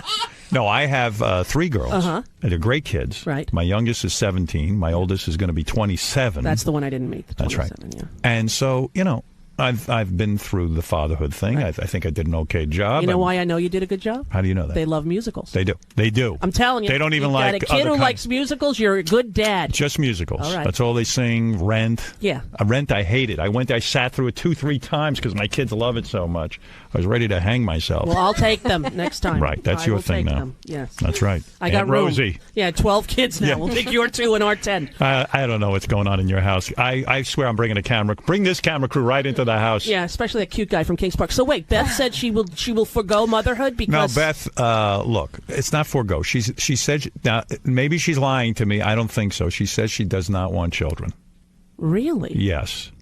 Now, look, I love her. I really do. I adore her. Yes. And I said to her, when we started seeing each other, I'm a guy, I don't want to have children. Right. I'm being upfront about it. Yeah. So I could be all wrong for you. That's honest. That's good. Yeah, I was honest every day. And she said, look, I know what I'm into with you. You're older than me. I know you don't want kids. I'm telling you, I've never had that desire. If it changes, I'm going to come to you and let you know. Okay, that's We fair. haven't had that discussion. She's 37, and we haven't had that discussion. Okay, so you got maybe 3 more years. That's what I'm hoping for. You got to squeak by. A lot of animals between now and then, she keeps honey. adopting hard luck cases, and I'm fine with it as long as it's not kids. It's right. just it's cats, dogs, whatever we get. It's fine with me. Now, you got a cat recently, We got right? a cat. Yeah, the cat's a mess. But, all right, that's funny. But we're taking care of the cat. Yeah, do you enjoy the cat? Yeah, I'm okay. I like animals. No, you like your dog, but I didn't know you were a cat Yeah, guy. I like it. I like the cat. That's Apple. all right. Yeah. Apple? Apple. That was the name. The cat was abandoned and left, and the only thing on the box was its name, Apple. Oh, I thought it And- was a tribute to Gwyneth Paltrow. No, I'm sure it is in some bizarre, some sick strange way. Yeah, right. Yeah. Some Gwyneth Paltrow fan who likes to abandon her animals. Right. Now, let's get back to you. Okay, get back to my sex life. So you have a date. I have a date. And so she flew into Perfect. Miami. Because you're a celebrity. You can't Yeah. be seen. Right. So she comes right over No, the but house. here's the weird thing. I didn't even know if it was a date because we hadn't talked about anything sexual. You knew what it was. You knew what was going to happen. You No, knew I what was didn't gonna do that. because honestly, remember But you I were told hoping. you 9. Right. She brought me into the double digits. Right. 10. She's number 10, and they were 10 So kids. she was coming to Come on. Do It's you- 210. 2010. Do you get dressed up for this first meeting? No. I'm in Miami. Wait. No. You didn't do your hair? No. You I was didn't in put on Miami. I makeup? got out of the pool. No.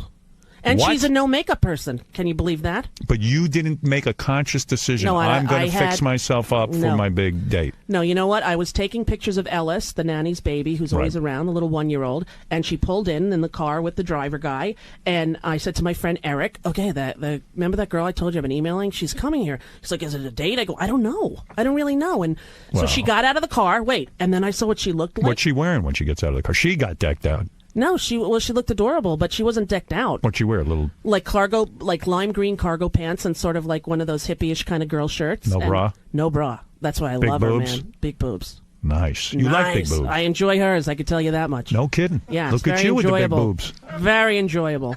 What are you doing with those boobs? I'm just curling up next to her any chance I get. Do you Go, spend "Come a here, lot honey." of time on the boobs? The one thing I've read about Yeah, lesbianism- high boobage, high boobage. Yeah, because I have the thing that makes lesbianism so great, Uh-huh. which is so foreign to me, Which is?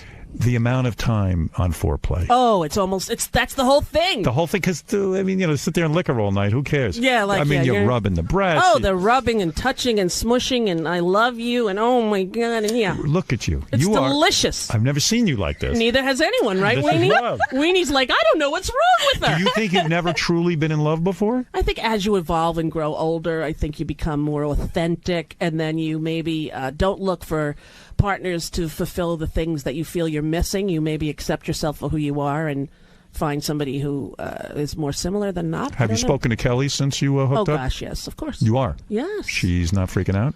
No, listen, it's not easy, I'm She's sure. Seeing anyone?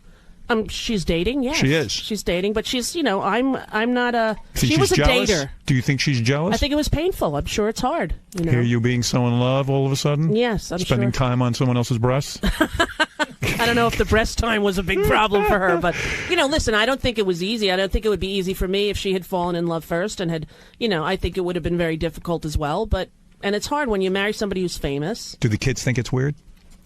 Kind of. They thought it was, they thought it was weird when they saw me kiss someone else. Right. That had to be weird. Like, you have to now conduct this relationship in front of the kids. Yeah, they would, sort of laugh, and then Vivi thought it was the funniest thing. She's like, you guys are kissing all the time. Do it again. It's uncomfortable. No, it was all right. It was okay? Yeah. They were okay. Where do you put the kids when you're going to make love to your new girlfriend? In other words, first time. She runs a tight ship. She's got 6 kids, and they go to bed at a very reasonable hour. So you mean to tell me when she comes to see you the first time, where are the 6 kids? Okay, the first time she came to Miami, it was just me, Tanya, Eric, my 2 friends, and my 2 kids, Chelsea and Blake, right? They were there with me. Right. And so she stayed in the guest house, and then we sort of got to know each other. And on the plane on the way home, I said to the kids... She stays in the guest house how long? For the weekend. For the weekend? Yeah. No action? A little. Ay vey. Come on. Right into it. I'm not dead, Howard, Look but, at you. When you say a little. A little. Second base? A little. Past second base? No, Howard. Second no finger base. in the pants? Oh, come on now. Let's What be are you, honest. crazy? Let's get crazy. Yeah, I'll tell you at dinner. But, no, it was delightful. But I also am I sort of am a little bit of a nerd, right? But you're romantic. Right, I'm romantic, but I need to have a very, very clear green light. Because I am never anybody who would go... I know I have to make sure that everybody... Right. You don't want to, suddenly you're up in charges. No. Just I don't have the self-confidence or I'm not brave enough, right? Right. I'm not brave enough. So I would but there was a lot of hand-holding. And finally she said, are you ever going to kiss me? I was like, yes, I am. Now that you said that, I think I am. Wow. A little bit of a nerd, right? Weenie. Totally. High nerd potential, Howard. This is unbelievable. I know. Here you were thinking I'm on the chandeliers at the Four Seasons. So when do you go to meet these other kids, the 6 kids? Over Thanksgiving. So then she invited me to go to her. I was alone at Thanksgiving, so she invited me to go. So I went to Galveston, and I met her 6 kids and her mom and some of her friends, and we had a big Thanksgiving dinner at her house. And kids like you? Yeah. And now you're thinking her whole family is going to move into your house. Well, we have a bunch of houses there. Wait a second. How long has this relationship been going on? How many months? Since September. Since September. Yeah. That's fast. That's too quick for you? Yeah. In Lesbianville, that's a long time. I don't know, though. You know what a lesbian brings on a second date? What? A U-Haul. Yeah. But you know what a gay man brings on a second date? What? What second date? So what are you going to... Yeah, that's right. Women need an emotional connection. Yes. So what are you going to do? She moves in with these 6 kids. Mm-hmm. You got your 4 kids. They Right. start to bond. Yeah. Let's say, listen, it's very possible within a year this whole relationship burns out. You think so? Yes, of course it's possible. Okay, it's possible. Now you got to untangle this mess. That would be horrible. That is exactly what happened to me when I was a kid. That's right. Because my dad started to date a woman when I was in 8th grade named Jill Veray. Right. And she had 4 children, and we had 5. Oh. And they stayed together for like 3 years, and there were 9 of us. Sounds like a nightmare. It was great. I loved it. You liked it? Oh, I loved it. Are you kidding me? There was a little baby girl named Amy who was 3, and it was perfect. You didn't feel it was an invasion of your space? No. I thought it was fantastic. See, that's why you're together. And then they broke up. And it was horrifying to me. Sure. It felt like, people being ripped apart. And so that's what I'm talking about. What's the rush for her to move in? Let's enjoy this whole dating phase. Well, it's hard to date somebody who lives in Galveston, Texas, if that's you live true. in New York, right? Yeah. What are you going to do? And every time you fly in and then you leave your kids, and I have a big property in Nyack and a bunch of houses, and it's we're gonna go slow. It's not like we're not putting Blake in a different bedroom with Parker in order to smush her kids in. We've got space. It's and then all we okay. got to figure out finances. Let's be honest. I got a lot of money, Howard. That's I know true. that you don't like to think of that. But you do. I never think about money. That's I have right. more than enough money to support 10 kids the rest of my life and theirs. Well, it sounds like bliss. Sounds good, or a nightmare. Right? Or a I'm not nightmare. sure. I don't know. I can go either way on this one. I think it's good. It's good for me. Why were you not at this concert for Haiti? I figured that's a perfect place for you. Did you not get along with some of the people there? I made the suggestion that perhaps at telethons, celebrities who are millionaires should be forced to have a $100,000 minimum cover charge. Nice. You said that, and then you were asked not to come.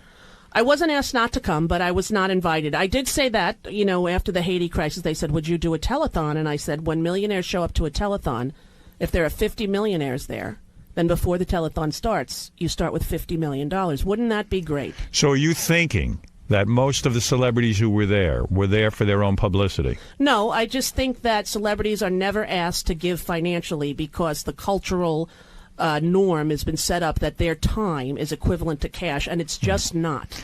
I felt that just from an entertainment standpoint, just because it's about a sad occasion, not everyone has to sing a sad song. Right, and not every person has to tell you the story that you've already heard and that you've known from listening to the news. And right. I agree, but you know what? You have to not and be Julia cynical. Roberts should dress up a little bit. You I'm think so? sorry. Yes, I do think so. I think Julia Roberts is known as a glamorous person. In fact, that's all she does. She's an actress who's glamorous. Yeah. Put on a little hair, fix your hair a little bit, put a little makeup on. But you want to know, speaking of Julia Roberts, before the 9/11 telethon, which this happened to me before, right? When the 9/11 telethon happened, I was livid, saying they're going to charge everyone, right? They're going to and they said no. And so I called up Julia in a state of hysteria and said, you do not go on that telethon without Julia. You have to do it, and everyone else will do it if you do it. And she gave $2 million to the Red Cross. Well, there you go. So you had a good influence. There you go. But I, called her like a screaming maniac, which I don't think really is the way to do it either. So I simply suggested it this time, and but I think they did a great service, and it's always good to give your time. But I think if you have a lot of money, you should give a lot of money. Right. Well, except for you, because you're worried about your money. I give money. Yeah. Well, you worried? I'm not that worried. You're not that worried. I'm not that worried. Yeah. Do you have a lot of big taste shopping wise? Do you have a high nut? So to speak? I spend nothing. You do nothing. Myself, nothing. Zero. I don't have any kind of. Not into cars or anything. Nothing. No, me I either. have the same stupid car. I don't care. What's your biggest expense? Computer stuff? No, just like my home and all. I like a nice house. Yeah, my apartment is, but no, there's nothing extravagant. But I don't buy things for myself. Yeah. I don't buy clothes. I don't buy boats. I don't have a plane. I don't have any of that kind of stuff. It's just it seems obscene to me. If you had a plane, would we have gone to LA to do Conan? Of course. Yeah. No, I would not. If I had a plane, I'd never get on it. First of all, I wouldn't even trust that I could, maintain a plane the proper way, and it would probably go down. All I know is Sully got hit by a couple of geese and they went down. The most embarrassing way to die was Rosie and I on our way to go do the Conan show, and we get hit by geese and we die. I just don't want to go out that way. And they were Jay Leno geese going, hey, why you guys flying out there? I didn't do nothing. What served them right. It served them right. They were going to go goof on me again. What do you think? Conan's going to go to Fox? What do you think? I think Conan will go to Fox. I think all these guys have to step up their game. Nobody has any ratings I would be crowing about, quite frankly. Right, exactly. But I think that'll happen. I hope that there's a God somewhere and Jay Leno fails. I mean, seriously, maybe Conan will steal a little audience from him. Maybe Dave will wake up and do something that gets a couple of more people to watch him. Right. I'm a Dave Letterman guy. I like him. Yeah. I don't watch the show, but I like him. Yeah. Does he ever talk to you at the commercials? Oh, yeah. Oh, He does? I have very, very horrible stories about that. During the commercials, he speaks to you? Oh, yes. I don't think he said 2 words to me every commercial, just sits there. Well, I do impression of being on David Letterman show when you're sitting there and the band plays such loud music. They do that so Dave doesn't have to talk Exactly, to you. right. And so they start playing. I don't know if you had music here, I would do it. But you start yelling to Dave. Yeah, how you doing? My throat is killing me. It's unbelievable. But I don't know. I had done something on the radio, and now that you're doing radio, you understand this. When you do 4 and 5 hours a day, right, and you have a compulsion to do well, right, you say things and you do things on the air that maybe later on you might say, Jesus Christ, what the hell was I doing? Right, but you have to talk and things come out. You talk and you're trying to be funny, and you're trying to, you're trying to put it out there and be honest in the most, the most gut wrenching way. So there was something in the news about David Letterman, and I guess it was his girlfriend, Regina, at the time. Now it's his wife. Right. And I don't know. There must have been pictures of them on vacation, and I was... Yeah, you said something. I said something. Yeah, it wasn't so great. Yeah, maybe like you said about Julia, she should try a little... Ozzy! Ozzy Osbourne! I believe it! Oh, I believe Ozzy! You know give me a Ozzy hug, Ozzy. Do you know Ozzy at all? Oh, you know Ozzy. Careful, Ozzy. You'll fall down. How's Sharon? Where's my Sharon? I'll go. You interview Ozzy. Are you all right? You look good. How are the kids, Jack? Good? Ozzy, remember me? I'm the guy. Ozzy, I'm the guy who interviewed you today. Ozzy's here for you. Oh, he's just here for me. I'm going to leave. Are you really? Yeah, I'll leave. You go do your Ozzy thing. Ozzy, you stay here and do the show. How are you, Oz? I'm fine. You got to to see you, introduce. Oz. Ozzy just wrote a book. No kidding. It's terrific. Ozzy hasn't read the book. No. But Ozzy sat for a series of interviews, Right. and it really is quite compelling, Ozzy's book. It's And they really put it good. together, all about his life. It's good. And it's a good-looking book. Yeah, does it talk about biting the bat's head off? Yeah, but that's the big thing. Yeah, you're right. You're right. Yeah. But there's so much more to Ozzy than just the Oh, bat. I know. When he met Sharon and she was all chubby and round and she worked at the manager's, remember? Ozzy is. You did. There is. You got to. I'll leave, but you got. Well, all right, I have to go back in my office and work. I Oh, mean, you have a sleep. job? No, I go back and sleep. Oh, he has to go too. Ozzy can't has be to here go. either. He's coming in for a picture. Oh, he came in for a photo. Oh, Ozzy came in for a photo. All right, sorry. go All ahead, right. do a photo with Ozzy. All right. Ozzy, I'm No, you glad do to a photo. see you. I'm glad to see you. You look so good. The last time was at Madison Square Garden at Elton John's home. That's right, and I sat right behind you. Yeah. Yeah, you and Sharon, who I love. By the way, Ozzy is banging Sharon again. He's off the Viagra. Yeah. He's off the antidepressants. Yeah, you look good. You look healthy, Ozzy. Ozzy's fucking like a rabbit. It's unbelievable. And is Kelly good? Is Kelly with that blonde boy still? Yeah, we're not thrilled about that. Oz, he's trying to help you, Ozzy. He's not doing it very well. Oh, yeah, honey, listen. Ozzy, look at me. Ozzy. Rosie's asking you. Yeah, I got a question. Ozzy. Is Kelly still dating? Oh, jeez. Somebody help Daddy. Is Kelly still dating the blonde boy? Yeah. All right. I'm sorry. Go. Let me translate. Yes. Yes. Okay, I got it. All right. All right. But anyway, you want me out of here? No, I don't want you out of here. Bye, Ozzy has to leave. Goodbye, Ozzy. I love you. See you later. Let me finish the story, then I'll leave. All right, tell me the story, and then we have to talk about Is this that a great show. place to work? Look Come at on. Ozzy walks in. Why can't we do this together? It's- Lighten the load, it's Howard. so Would easy. lighten the load. So, Go. listen, man, that Ozzy. So you're on Letterman. Ozzy was on for a half hour. I don't know one thing he said. Yeah, But it was great. I love Ozzy. I love he's him my too. he's my guy. He's a good guy. So he's unbelievable. You know, his first wife gave him cats. He came out of rehab. So she bought him a bunch of cats. Right. He took a gun and shot them all. Oh. And then she got him chickens, so he'd raise chickens. He went around, he shot all the chickens, and then chopped up one with a machete. Okay. He was crazed out of his mind. He's had a hard time, that guy. And then he tells me he just went out and bought a gun. I go, Ozzy, you shouldn't have a gun. This is a guy who failed his driving test 19 times. Ouch.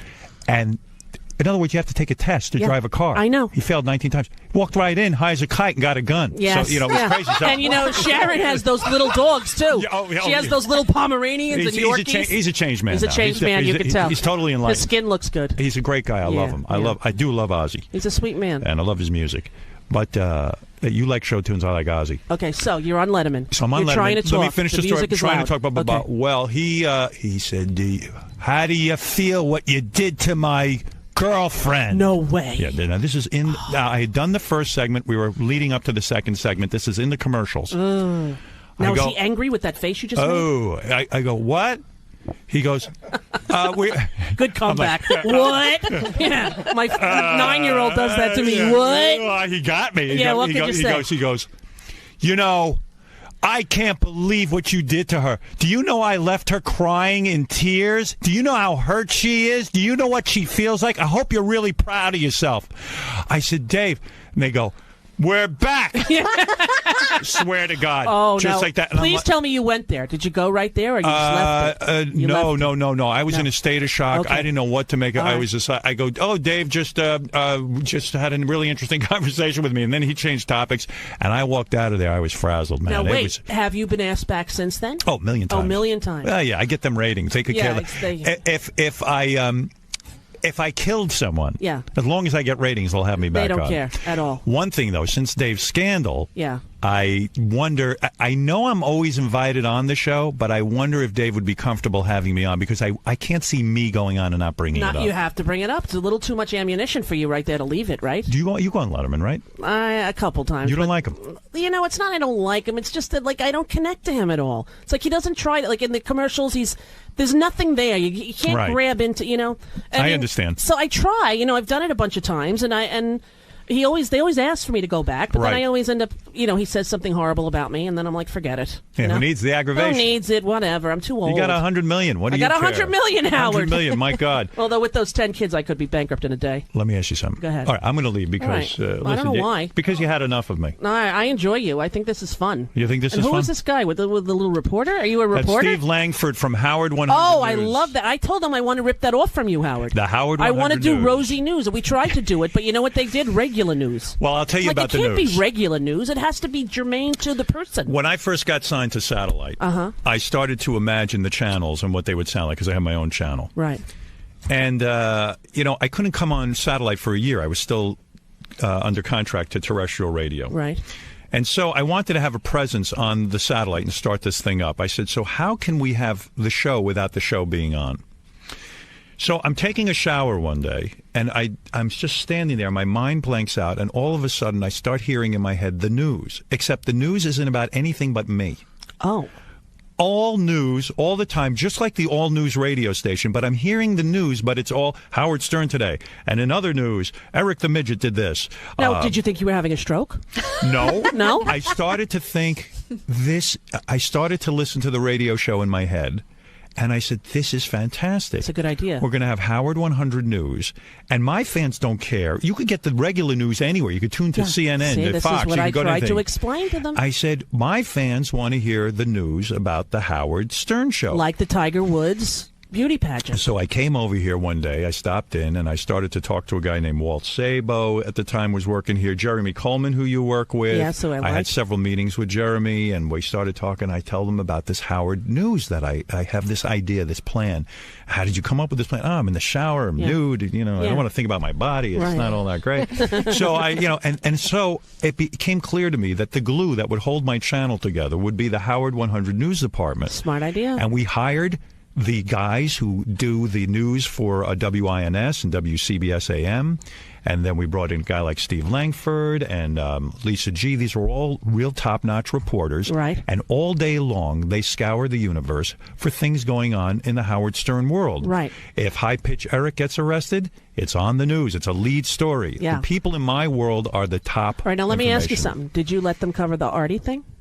Yes. You in did. fact, well, I'll be honest with you. At first, no. Yeah. It was too hard. It was too hard. Yeah. It was so startling. And I said to the news department, and I rarely, I think Steve will tell you this, maybe 2 or 3 times since we've been on the air, have I ever made a request. Right.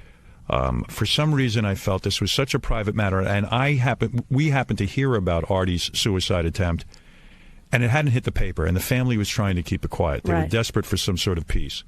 And I said, I don't think we should go on the air with it. Just leave it alone, right? As soon as it became mainstream, and because we had access, that's how we knew about it. We wouldn't have had that access otherwise. Right. So it was so sensitive, and Artie is such a good friend, and Artie is such a dear, sweet guy, and I hope he's okay. Have you talked to him? Yes. You have? Yeah. Because I spoke to his sister. Right. I put in a little feeler there to see, I have a lot of compassion for that guy. I've read his book and seeing him, and I've been watching a lot of the tapes of you with him, and somebody on the internet made a thing hurt with the song. Fabulous. But you know what, Howard, when he started to cry one time and you got up and went over to him, it was heartbreaking to watch it. And, I just hope that he knows that even though it feels to him sometimes that there's no safety net, there is. And there are people who care about him, who love him, and who understand. Well, yeah, I spoke to him, and it was a difficult conversation because I can't wrap my head around that Artie. Yeah. My Artie would do this to himself. That's right. And Artie is a terrific guy, such a super talented guy, and, he hurt himself, and he tried to check off the planet, and I can't wrap my head around that. I can't even believe it's the same guy I sat there with. And for him to be so sad and to be so in such a low place to do this to himself, this is the real deal. This is. Did you tell him how it made you feel? No, I'll tell you the truth. We spoke on the phone, and he was in a facility. It's very hard. He's surrounded by a lot of people when he speaks because the way it's set up, the phone is public. Right. And Artie just, it was tough. I just, hey, Artie, first thing I said, any good-looking girls there? Right. And he's like, these kind of answers. So it was almost like probably a lot sedated and stuff. Yeah, and for 2 minutes we had I'd say it lasted 2 minutes. Right. It was very awkward. Right. And I hope he'll be okay, and I know his sister and mother are very, very involved, thank God. And as they say, it's a family matter, and they're going to have to figure out what the next step is. And I don't know what it is. When he gets his stuff together, which I believe he will, he'll be able to come sit right back where he was and hopefully try again. I saw some of the photos of him in that video when he was thin. He looked great. I never saw him thin. He's a good-looking guy. Yeah, he let himself guy. Go. And it's hard, that kind of. I have depression myself. I know with your mom, you've experienced living with it. It's not an easy thing, but there is another side of it. But you never tried to kill yourself. Never, and and thank God I've never really gotten there. But I do understand it. Have you spent days in bed where you just can't get out of the bed? Yes, after 9/11. Right. When the second tower went down, I fell asleep and I didn't wake up for 2 days. Wow. I was like unconscious. That set you off. That was it. But I was happy and thankful that I was already on antidepressants because 99 Columbine happened. Right. And that's what made me get on them because I couldn't go to work. Wow. I just would cry unstoppable, So I understand it, and I understand. Then don't go see Avatar. I understand. I saw Avatar. People are in depression because Avatar's not real. They all want to go to that Navia planet. Well, you know what's so weird about it? Have you seen Avatar? I don't want you going to Navia. No, I'm not. No, Have right. you seen it? Yeah. And what did you think about it? I loved it. I loved it too, but it's sort of the story of the United States and the Mideast going to get the oil. And I think Americans are watching that movie going, yay, blue guys. I'm like, wait a minute, the blue guys are the guys we're against in the... Well, I thought it was more, I took it from the American Indian point of view and stuff. Okay. And James Cameron is he's like a tree-hugging hippie, and he loves it. And, there's a good message in there. Yeah. But I love the movie because of the effects and the whole 3D thing. It was just gorgeous. Beautiful. But, two of his movies, the first movie I saw, Titanic, I told the staff, Deirdre Dodd, do not book anyone. This is the biggest stinker in the world. Oh, really? No one's going to see it. #1 grossing movie. Avatar took my kids opening day, fell asleep for 45 minutes. It's unbelievable. I cannot get a James Cameron movie I don't get it, but it was visually compelling. Well, most people I knew thought Titanic was the worst movie they ever saw. I thought it was horrible. Yeah, and I liked it. I don't know. I was just kind of I'm a bit and he did one of my favorite movies, Terminator. So that's a great one. one. Linda Hamilton, nice guns. Yeah, come on. That's right. She looked pretty damn good. And James Cameron bangs all of his leading ladies. I heard that about him. He's the man. man. Then leaves them like Brad Pitt. That's What's it. up with that? 6 kids. 6 kids. He better stay there. And they adopted those children together. I know. So he's going to get half custody. So slow down. They're the 2 fucking stupidest people in the world. I'm telling you. Let's get them in here. Ozzy walked in. Hey, Liv, there's Brad Pitt. Oh, no. That's Brian Phelan. Hard to tell the difference. All right, listen. Tuesday, dinner. You have an agenda. But Tuesday. I have to go to L.A. now, right, to do press for this thing this weekend. But Tuesday. Are you in the city Tuesday nights? Tuesday night? Next Tuesday. Next Tuesday? Yeah. Tuesday. I'm not seeing you this weekend. No, because I have to go to L.A. now. All right, so I'm not seeing you. But Monday or Tuesday I can do it. What do you think? Let me. All right, you email me. I'll email all right, because I don't want to not do it because I want to hear about the therapy session with the Jay Leno. Yeah. We'll have a conversation one day. We'll have a real conversation one day. Howard Stern, this whole gig is because of you, so thanks. There you go. And thank you. Honestly. And to your team, thank you. And I appreciate everyone being nude on the show. Yes, well, next time it'll be all nude all the time. Howard Stern, ladies and gentlemen. Howard Stern. God, you're tall. Look how tall you are. You're the tallest guy in Roosevelt, Long Island. I know that for damn sure. That was fun, wasn't it? Yeah, it was a lot of fun. Weenie, how does that feel for you? I'm not as afraid of him as I used to be. I know, he's enjoyable, isn't he? I used to be very afraid. I was afraid of him, too, for many years, and he's a menschy kind of guy. He's got a heart. He's got a heart, and I felt it beating. There you go. All right, it's Rosie O'Donnell on Sirius XM, also on Howard Stern, Howard 100, and also 101. And we'll be back right after.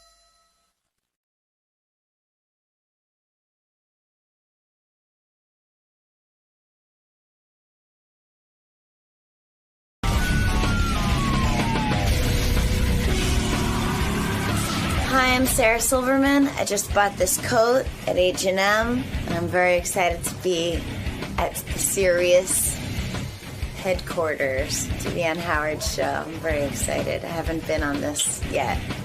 I have to remember to not watch my mouth. Drop F-bombs with your new coat? I'm gonna fucking wear this fucking red coat. You're bad, Sarah. I'm so bad. Sarah Silverman is here. She is a beautiful comedian. Whoa! Nice studio, huh? Whoa! Damn right. Don't we deserve a nice studio? You're saying whoa like we don't deserve it. I'm not saying whoa like you don't deserve it. I'm saying whoa like finally. A nice studio, right? Yeah. I thought you guys were going to leave the Sibian out for me. Why don't you try it? Sit on it, for God's sakes. You're open to that kind of thing. Is there a way I can just sit on it on the back? You could sit on it with your clothes on and feel what it feels like if you want. I mean, you don't have to be undressed, but sit on it and tell me if it's any good. You can get you will know in the first 10 seconds whether you like it it's or the not. real deal or not. But you can have your clothes on. It's cool. Sit on it. Just see what it feels like. Jimmy would kill me. Oh, Jimmy loves it. Jimmy loves this show. Jimmy He loves wants you to the get Sibian. with other women. Wow, it's small. It's not like a big contraption. Very It's something unassuming. you could have. It looks like, doesn't it already look like sat on a it. comedy club chair with a little something on it? Yeah, actually, that's true. You Which is gotta just sit on it. depressing. You see, you would tell me what you think of it for real. Oh, my goodness. I I'm getting out a thing for you. No, I'm not. I can tell you, you know who did, who sat on it?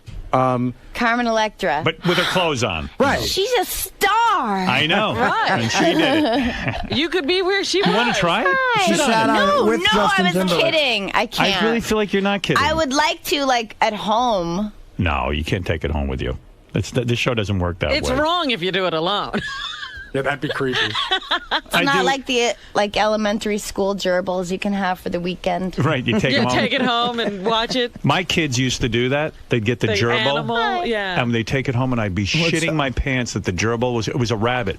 The class had a rabbit. And you got it for the weekend. And Right. I had to, worry the rabbit was going to die on my watch. I did that too. As a kid, I took the rabbit home, and you're so afraid. What if it dies over the weekend? But what about Sarah taking the Sibian home over the weekend? Will she break it? How long are you in town I'd for? have to check it on Right. the plane. Are you just here for the day? No, I've been here since Thursday, and I'm here until Friday. And what are you doing? You're promoting? Promoting your movie, right? I'm a little bit promoting that movie School for Scoundrels that comes out on the 29th. But I'm also on Thursday, I'm doing this new comedy club called Comics, spelled with an X. Oh. Yeah, isn't I heard that funny? about this. The one down in the, It's already a screen. the one in the meatpacking district? Yeah, it's in Yes. the meatpacking district. Very hip. COMIX. Yes. Oh. Hilarious. Why does every comedy club have to have a goofy name? No. Why can't it just be Comics? COMIC. I'm thinking about opening one where I live. Now, get this. This is great because it's a cool, hip name, I think, and it tells you where it is. Okay. Hojoken. No. Yeah. Instead of Hoboken. Yeah, and you know it's in Hoboken, but it's Hojoken. Wow. I like that. Thank you. Yeah. Well, maybe I'll get you for the opening weekend as well. Oh, yeah. We'll call you. You're good at naming stuff. I turned to Sarah once. I said, I'm actually building a house. So I said to Sarah, the builder said you have to name your house, which is like really gay, to name your Right, yeah. house. How do you name a house? She goes, so that's an easy one. The name should be Yidle Didle. So That's odd. Manor. Yidle Didle Manor? She comes up with names real quick. You know what? That's like Bubble Hill, Eddie Murphy. It's better than Bubble Hill. Bubble Hill, Yidle Didle. Yidle Didle's better. Well, Jimmy, who is Sarah's boyfriend, says that's nothing. They top each other all the time. And he goes, it should be Fart Manor. That's pretty good. So, they fight all the time just about who's funnier, I think. You don't fight, but like whenever one person says something funny, the other one's brain starts working like to try to think of something else. I do feel pressure when I'm around you guys as a couple because I figure, well, they're so funny. It's like, really you gotta a be comedy witty. couple, yeah. Yeah, and I'm really not good at like coming up with like these little witty lines, and those two are so good at it. You're they're throwing them out all the time. Yeah, they always are fast. We're not wacky to hang out with. No. I mean, but Jimmy and Sarah spent a week with us. Right. And we have a good time together. I really like them. And I don't like too many couples. I usually have a problem either with the guy or the girl. But I don't have a problem with Jimmy and Sarah. I was actually sad when they left. Wow. I know. We were sad, too. Yeah. We had such a good time. Interesting. Yeah, I was sad when they left. You want to live with them. Oh, Well, I'm very... such a fun time. I'm not too fond of too many guys. And Jimmy is like sincerely one of the nicest guys I've ever met. Really? Yeah, he really is. He's like the most thoughtful person. Yeah, Jimmy Kimmel I'm talking about. I get you. He's got a TV show. Yeah, and he's going to have another TV show. He's Yeah. got a game show he's going to do. Wait, Jimmy's on the phone. He wants to tell you to ride the Sibian. What is it, Jimmy? Jimmy? Morning. Yeah, Morning, Howard. How you doing? Good morning. And what do you want to tell Sarah? Sarah, be thoughtful and ride the Sibian. Come on. There you go. Oh, okay, darling. Obviously not Jimmy. I'll jump right on it. But yeah, no, I spent time with them, and I felt sad.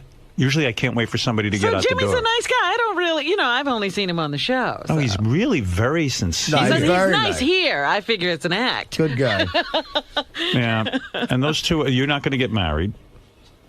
That's right. Yeah.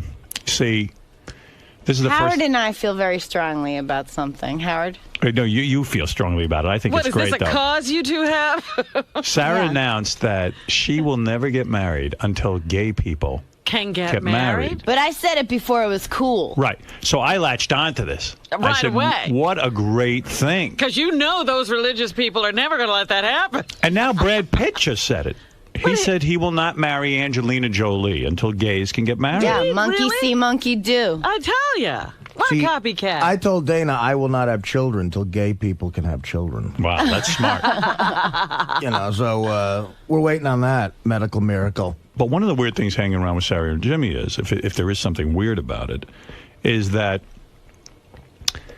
you wonder what they say about you behind your back. Because do you guys spend time talking about everybody else under the sun? Yes. Yeah. And I get very weirded out because those two, I feel, as comedians, are very judgmental. Right. You know. But there's nothing. Well, I mean, the opposite obviously is true. I mean, all you guys do is talk about your friends. Right. I mean, it's all you do, and it's also why it's so much fun. I mean, you're obviously a great storyteller, as is Artie, and but like the weird thing is Beth is also a great storyteller. So like we're just like this whenever we're with them at every meal. It's just like it's so fun. It's story time, and you guys have the best, the funniest stories, and you tell them so well. And I don't know what my point is, other than all we talk about when we're alone is just, I mean, it's... Really? Well, See, you I were thought... basically saying you're wondering what they're saying about you. What stories do they get from being with you? Yeah, there must be something good. I'm telling you, I really kind of don't. Really? Yeah, I don't with them. That's probably why I like them so much. So don't- you don't talk about them to other people? No, I don't badmouth them. You know, everybody else I badmouth. I know. You know, I look for the most, whatever I can find, and I pick on Right, it yeah. You just... like a scab. That's true. I can attest to that because the couple times you've been away with them, you come back and you just go like off the air. He'll just say like, "Yeah, we had a really, really great time." Yeah, I think I love Jimmy. Like in a very sincere way. I really Would you do. marry Jimmy? I would marry Jimmy. If they do approve gay marriage? That would be great. But then Sarah would have to marry. I said to Beth, I really love Jimmy. I do. I really. He really is care a nice about him. guy, Jimmy. He's a great guy. I've been an acquaintance of his for a long time. Yeah, and Sarah bangs him. Wow, good for her. And I really like Sarah. I mean, it's like really weird. I just like the two of them It's very not much. like you have to put up with Sarah because you love Jimmy. No, I don't. I would hang out with Sarah even apart from Jimmy. I so see. It's very good. Yeah. Yeah, definitely. Belly laughs, and also just good conversation. Yeah, but I never know if you're sincere that you really like me. Like maybe you're disappointed with me when you hang out with me. Why would she be disappointed? Are you This not isn't funny good radio, or fun? but I adore you. I mean, yeah? I just, Okay. I do. I just swoon for both of you. I wonder who I'll be friends with if you two break up, though. Can't you be? You couldn't maintain friendships with both of them? Well, it always happens that one goes out the window, and that's not my fault. But it just happens that way. I don't see us breaking up. I don't think you have to worry about it. It's like if you and Beth break up, it's just like not gonna happen. That's what's also nice is that we love our boyfriend and girlfriend in front That's of right. each other. That's right. Not in a What? gross And way. what? I smell swinging. No, not in a certain What way. did Like you just say? we're both couples that are into like holding hands or giving a kiss or just showing our love to each other. Not in a I don't think annoying way to others, but it's just nice. I feel like Sarah will go sit on Jimmy's lap in the middle of dinner. Ah. You know, and She's not having sex with him. No, I don't know that they ever have sex. I fucked the shit out of him. Do you? No, I've just been excited to say that since we moved to Sirius. I can't picture you on all fours and Jimmy behind you. Like, I never could. Hair. Show me. It's like this. Oh. Now just imagine Jimmy. That's it. You're so sweet. It's like, this seems wrong. I can't see you like that. I can't see you like that. You're so pure. I am. I don't know. I do it though. One time we were pulled to his house, and oh wait, All right. Fred having a moment. Fred, come on! Yeah. I saw the position. I was inspired. Yeah, one time you were pulling into the house. And I go, and just as we were walking out of the car, I go, I fucked the shit out of you last night. And we look, and our neighbor lady's just standing there, awkward. And then we both are like kind of just mortified but giggling. And she's like, are these your trash cans or ours? Is she older? No, she was like 30. Are you good in bed? I don't know. I think so. Do you think Jimmy is? Yes. You do? I think Jimmy is. I can't imagine Jimmy being good in bed. He is. You know why? Probably- He's like so resourceful. He cares. Right. That's you know a what? big deal, the caring, yeah. I go fishing with Jimmy, and Jimmy's very competent as a fisherman. Like, he knows how to handle himself with Really? fishing. And I could see, like, like he prides himself. Like, he probably bought books on sex and, like, studied it. And really worked at it. Yeah. Yeah. I think so. I could see him really caring. I'm not kidding. I studied sex. It's true. Everything he does, he puts so much thought into it. And you know what's weird too? It's when you know somebody from sort of the world of comedy, like stand-up and nightclubs. It's hard to think of them as a domestic person. Right. But when I did Jimmy's show last couple months ago, Sarah was also on the show, and afterwards we were going to go have a couple of drinks, and Jimmy said Sarah's going to take my kid home, and Sarah said, "Yeah, I'm taking Jimmy's son home," and it was just like it was nice and sweet in a way, but sort of odd to see you in that position of like right, a comedian taking care of yeah, like a kids? domestic. You just put it into words. Like I never know if those two are for real or not. No, you could tell she likes the kid and she's taking the kid home. Does the kid like you? Are you getting along with his kids? She's a stepmom. Yeah. She's stepmom. No, this is what I was like. I was home alone with the boy and the girl, and I came down the stairs, and they're in the middle of a crazy fight. But they don't really fight like cats and dogs, but she had written gay on his arm in Sharpie. And, nice, that's funny. And written on his face. That's funny. And they were screaming, but he did this, but she wouldn't get off the computer, but he was poking me in the head. And I was like, wait. I don't give a shit. I'm an adult. I don't care. I do like them, and I hang out with them, but I'm not going to be like... sort out fights or something. Yeah, you're not new mommy. Yeah. Yeah, you don't want to be in that role. Yeah, we like new mommy. She ignores us. Yeah. And Sarah's fun to hang out with. We walked into town and Sarah started yelling at the local kids. Oh, that's funny. There was a girl walking around in a bathing suit. She just walks up to her and goes, "When are you going to put your clothes on?" No, this is what it is. It's like a grown girl, but she's young. She's, fully developed, but young. And she's wearing probably a bikini, but she's wearing a T-shirt that ends right at her waist. So it just looks like she's wearing a T-shirt and underwear and walking around town. I guess that's how it is in beach towns, but I was But like... why do you feel it's your job to go up to her and yell at her? I didn't go up to her, but as we passed, I just said, put some pants on. Right. I mean, it's ridiculous. Are you like spontaneous like that? Like you can't hold back and just, whatever you think, you just say? A little bit. Like I didn't feel myself say that until Howard was like, what did you just say? I was shocked. I don't know. I just thought that was wild. Now, I just saw when I was looking through the notes, in other interviews, you talk about that you smoke pot. I'm not bringing this up. I know. Well, it's you're come open back about it, right? Has it come back to haunt you? It's a little bit. Oh, then, How right. so? What Stuff happens? Like that. Yeah. Well, I mean, I'm not a stoner, but I... Howard! Not that I'm sorry. Howard! Yes? No, I will admit, it's like I enjoy...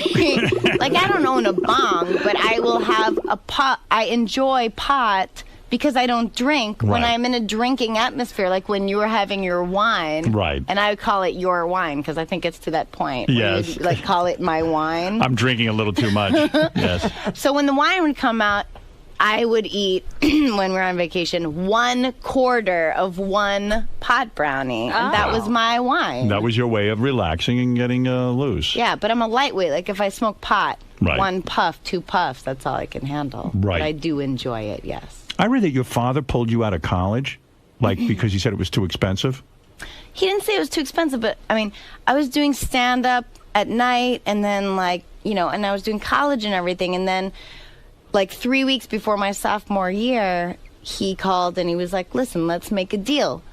I'll pay your rent for the next 3 years, like as if it's your sophomore, junior, senior year. Right. You don't go back to college. I mean, that's so much less expensive for him. And you Right. just keep doing what you're doing because it seems like you're doing all right. So you're okay did you with it? consider that support of your chosen career, or was he kicking you out of college? He didn't say I had to leave, but I mean, he just said, here's a deal I can make you. I'll Right. do this for you. Sounds like a very normal childhood. Yeah, it was. Sometimes you get depressed, right? What are you talking about? Yeah, it was. Sometimes you'll go like antidepressants and stuff because she really? gets, you get well, upset. I did read in the notes. You've been on antidepressants since you were 24 or something? Wow. That's what it said in the notes. Oh, my God. You must have opened it up to someone, not me. I didn't even know that. Must have been stoned. Sarah Yeah. Silverman, this is your depressing life. Well, I Wonder know why you're because so didn't depressed. I tell you the story about my shrink that killed himself? No. God, Your shrink killed himself? When I was when I was 13, I went to a shrink. Seriously? And he killed himself? Not in front of you? I had one session, and he said, "Oh, you're depressed. Well, here's this stuff called Xanax." Xanax? Yeah, and he said, anytime you feel sad, you just take one of these. At 13? Yeah, when I was Perfect. 13. So I go, okay. So, Why do you think you were so sad?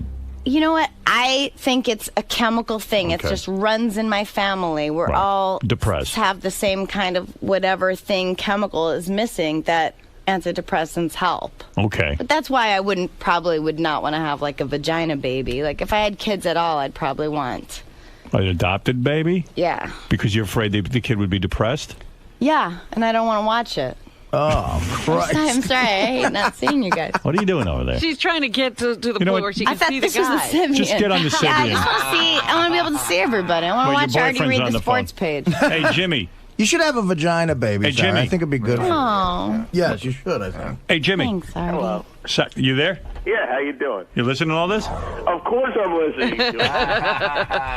Jimmy listens when we interview High Pitch Eric. Why would We must listen when we're interviewing Sarah. Why do you think Sarah's so depressed? I don't think she is depressed anymore now that she's got the drugs every day, and we make sure we take those every day, right, honey? Yes, we do. Thank you, Jimmy.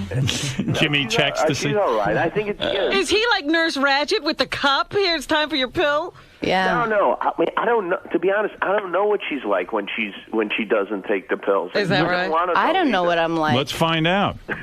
I'll tell you what. All right. I know exactly because I'm the same exact way. I've struggled with depression, and I read. No. There was a great. I don't You've been believe beaten that. by depression. There was a great article in the Sunday Times, the New York Times, about this fucking. Now they put a chip in you, which sounds crazy. It's like a little chip that they put in, and it sends like a fucking shock to something in your neck, like a nerve, and it affects what antidepressants do. But it's instantaneous. That actually But sounds how do you interesting know 'cause when it's you need the shock? It just is shocking you all the time? What's Yeah, but the problem is there's like people. Now there's been some deaths and shit. Of course. So Big deal. you know, some people. Yeah, to They're me, fuck downers it. anyway. But they Yeah. die with a Death smile schmath. on their face. That's But you right. physically feel the first little like thrust. Who would put a chip inside themselves? I'm thinking about it. You know. Oh, stop it. Stop the it, next time I'm Artie. out for a week, you'll fucking Okay, want the get chip on in me. Sarah's pill. Give him some of your stash. I used to try to. The antidepressants is too He many. doesn't fucking, like the pill. You can't have sex. Artie, are you talking about a chocolate chip or They make me happy too, Jimmy. Jimmy, We Sarah. put it in you like they do those animals, you know, when they tag Yes. them, they shoot this thing into them. It's Jimmy- like a fuck. They put a chip in you. Sarah says you're good in bed. Well, yeah, I guess so. I guess, I'm pretty handy with all things. You know what? When I'm watching you on late night now, I'm going to be thinking about that. He's good in bed. Oh, yeah, I would do incredible things to you, Robin. It's Jimmy Kimmel Live. Jimmy Kimmel Late good night in is bed. Letterman. Jimmy Kimmel Live in bed? No, I said when I'm watching him live, I'll be live. He'll be on TV. Did you guys have sex in my house? Oh, yeah. Of course not. Definitely. We had sex on your house. Really? I'm shocked. I don't see you two you're do not shocked. Please. Did you do it in other rooms besides the bedroom? No. You didn't smell my underwear, did you, Jimmy? We were right off the laundry room, actually. I smelled it while we were fishing when that swan showed up. Yeah. Yes.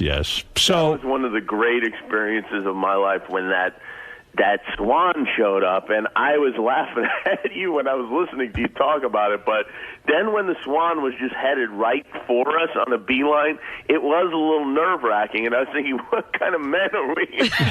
You're afraid of a swan? Have you ever been attacked by a swan? I was. No. And I swear to God, it's really frightening. They're really strong animals. They beat you, and I heard they can kill a dog by just beating the dog with its wing, because underneath the wing are needles, and they just stick them into you. Yeah, I understand Steve Irwin was afraid of just swans. That was the only thing. And so I'm telling Jimmy this, and he's looking at me like I'm a big pussy. Meanwhile, when the swan came by, guess who hopped right out of the boat? Jimmy. Listen, what could be more humiliating than the two of us getting attacked and beaten by a swan? It would have been funny. So let's get back to antidepressants. Why are you on them, Sarah? Everything seems to be going well. I know you say it's chemical, but the fact of the matter is, why not try and get off them and see what it's like to live a regular life, or you're afraid to at this point? Have you seen what happens when people do that, though? No, I don't know. Why? You know, you end up in L.A. County. Why? You're possession off of coke. You're off them. Yeah, I was going through a lot of different shit though when I got off them. Let's do this. Let's try it, but let's wait till the next time we all go on vacation together. Yeah, okay, that's what I'll do. I'll try it next year. Together. I'm afraid. I don't know if you've been taking them that long. I don't know if I'd get right off them. I was never a maniac or anything. It was just a helpless downward spiral of, Yeah, you're making her out to be Doug Stanhope's girlfriend. Bingo. No. Oh, yeah, right. Yeah, Bingo's nuts. That was She's crazy. not that. Yeah, Bingo. That's great. I have a show-related question, if I may. Go ahead. Why hasn't Eric the Midget got in balloons and flown around yet? Well, I think we're Eric. Well, wait. Let me ask him. He's on the phone. Eric has called in every day this week. Oh my God, I'm so excited. Are you a big Eric the Midget fan? I'm a very big Eric the Midget fan. I'm very upset for him about the Katie Couric debacle. What do you mean? That she took his sign off. That was bullshit. Oh, yeah, you're right. Yeah, goodbye for now. That's right. Eric. Good morning. Evidently, your two biggest fans are here. Sarah Silverman, the comedian. Are you a fan of hers? Yeah. Yes, now. and Jimmy Kimmel from Jimmy Kimmel Live. Good morning. Good morning. Good morning. Howard? Yes. Katie Couric did not do Good Night for Now last night. I know, she changes it every night. Oh, she's trying out different things. She changed it to, this is a sticky situation. What, Eric, answer Jimmy's question. Jimmy wants to see you fly with balloons. Sarah wants to see you fly with balloons. Why are you not flying with balloons? Why are you not flying? Jimmy, I'll tell you the snag. Eric wants me to sign a document drawn up by his lawyer. Yeah, the lawyer. That would hold me responsible for anything that happens to him during balloon flying. Right. And I said to him, look, the jackass guys don't make people sign things. Steve-O doesn't come in here and make me sign a document before he has darts put in his ass. I don't want to sign anything. I think you should sign it. What more could happen to him that God hasn't already done already? Yeah, but that's the point. He'll say, oh, my neck hurts. And then he'll go in front of a jury, and I'll be responsible. And he's not even for real. Yeah, we've seen that song and dance, Eric. I mean, I can't risk that. Eric's going to die at any moment, probably anyway. Can't blame us for that. No, I'm not. What do you mean, no, you're not? Please. You're very fragile, You my told friend. us you'd already lived past your life expectancy. Yeah, my luck, you'll come on here, fly by balloons, and have a little heart attack. Right. Yeah, it's all gravy now. Right. I don't believe that Eric is cowardly enough to have a lawyer draw up a document. I bet that's some lawyer getting involved and saying, "Hey, Eric, look at this. We should do this. We could cover you. Who knows? Maybe we'll make some money out of this deal." That can't be Eric's idea.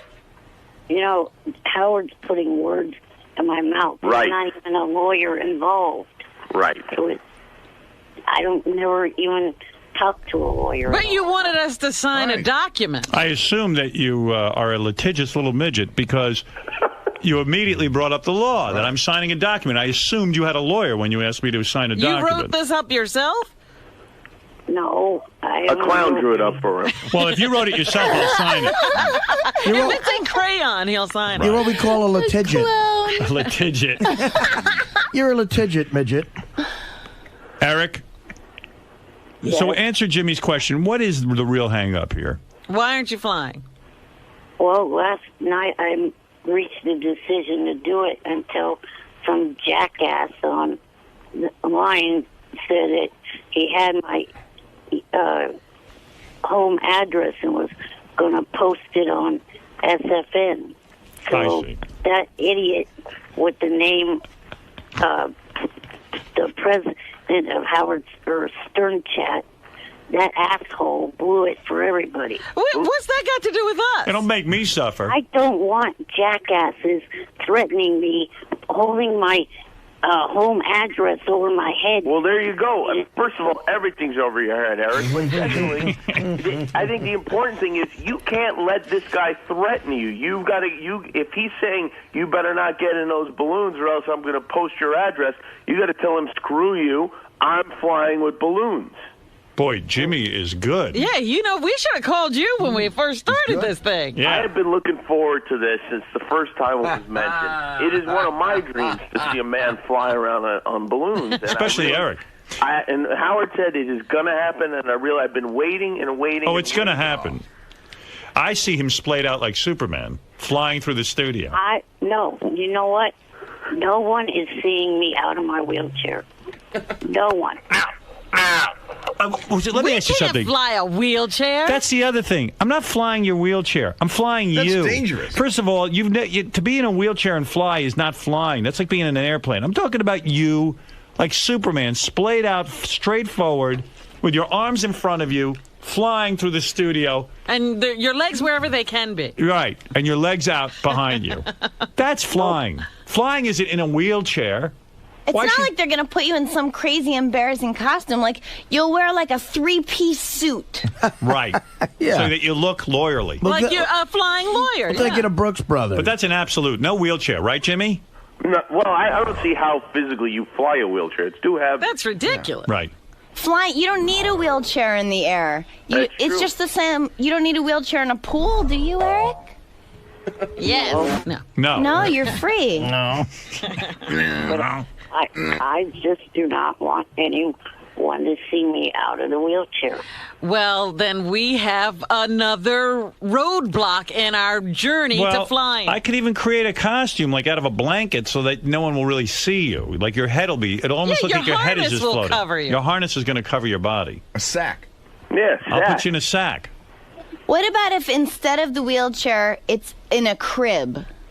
In a baby crib. Yeah, like a stroller. Would you like that little bed that you see, sometimes with the balloons strung to it like a mattress, a flying mattress. Yeah. Yeah. Like a hot air balloon. What do you think of that? A baby crib. Alibaba. Ali Baby. You could be like the midget of Oz. You got to really think this through. You got to be splayed out, though. You can't be in a wheelchair. Are you going to watch? Are you going to watch Jimmy's special tonight? I'll try. No. I'm dedicating it to you and the balloons. What if Sarah Silverman flies with you? I would do that. You would, right? I know you would. And what if I flew you like in a room full of balloons so that if you even did fall, you just fall on a balloon? You land on a balloon. It'd be like one of those bouncing houses. I don't know, Eric. To me, this sounds like a dream come true. I don't know what's so unpleasant about floating around with balloons. I just feel kind of vulnerable out of the wheelchair. No.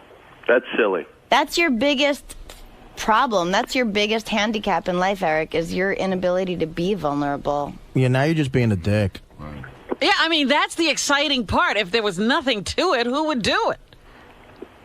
I know a lot of people in wheelchairs that would, I think they dream of the opportunity to fly around with balloons attached to them. Yeah, just for example, Jimmy, name one. My friend Alan. Right. He wants to fly with balloons? I haven't specifically asked him, but I would think that, since he can't walk, that maybe flying around with balloons would be something he'd dream about. And you know what? I would never call you Eric the Midget again. I'd call you Eric Knievel. Ooh. Eric and Evil. Eric and Evil. I like that. Thank you.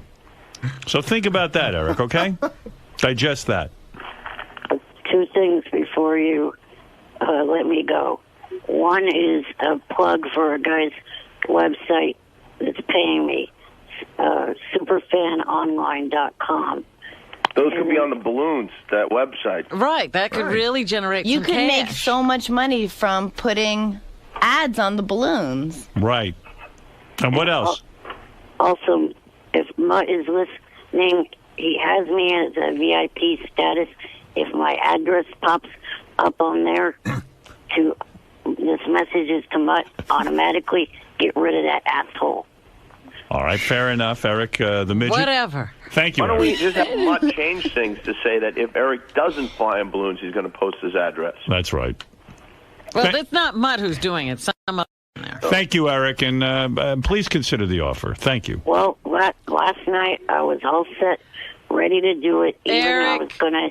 No, you weren't. No, you weren't. Don't tease me. Get Go your think it mind through. right. Get your mind right. Ask Tony Frodo. He has... I'm going to fly you, and Sarah Silverman's going to probably breastfeed you while you fly. What do you think of that? I'll do it if you'll fly. All right. I called Tony Frodo, left him a message saying I Go would do think it. about it, Eric. Yeah, but you All can't right. even. We will. By the time we would get you here, you're changing your mind every minute. See the Make up your mind. See the negotiation I have to go through. I've hung up on him. I He's can't a take real he's a real fickle pickle. Yeah. it. He sure is. I just hope he does the right thing, that's all. See, Sarah Silverman in School for Scoundrels, opening in theaters everywhere on September 29th. What is Schools for Scoundrels? Billy Bob Thornton. She's Billy Bob working Thornton? with. Yeah. Billy Bob Thornton Was he- and yeah. Were they nice to you on the film? So nice. Really? Well, good. I don't like to see you mistreated. Thank you. Yeah. Who else is in the movie? John Heater. Oh yeah, from, the guy from Napoleon Dynamite. The nerd, Napoleon Dynamite. He should be Napoleon Dynamite in every movie. They keep trying now to put this guy in movies. He's trying to be cool, you know. Yeah, and it's just be Napoleon Dynamite. It works. You are Napoleon Dynamite. Am I right or am I wrong? Why is everybody embarrassed to be Napoleon Dynamite? What a fabulous character.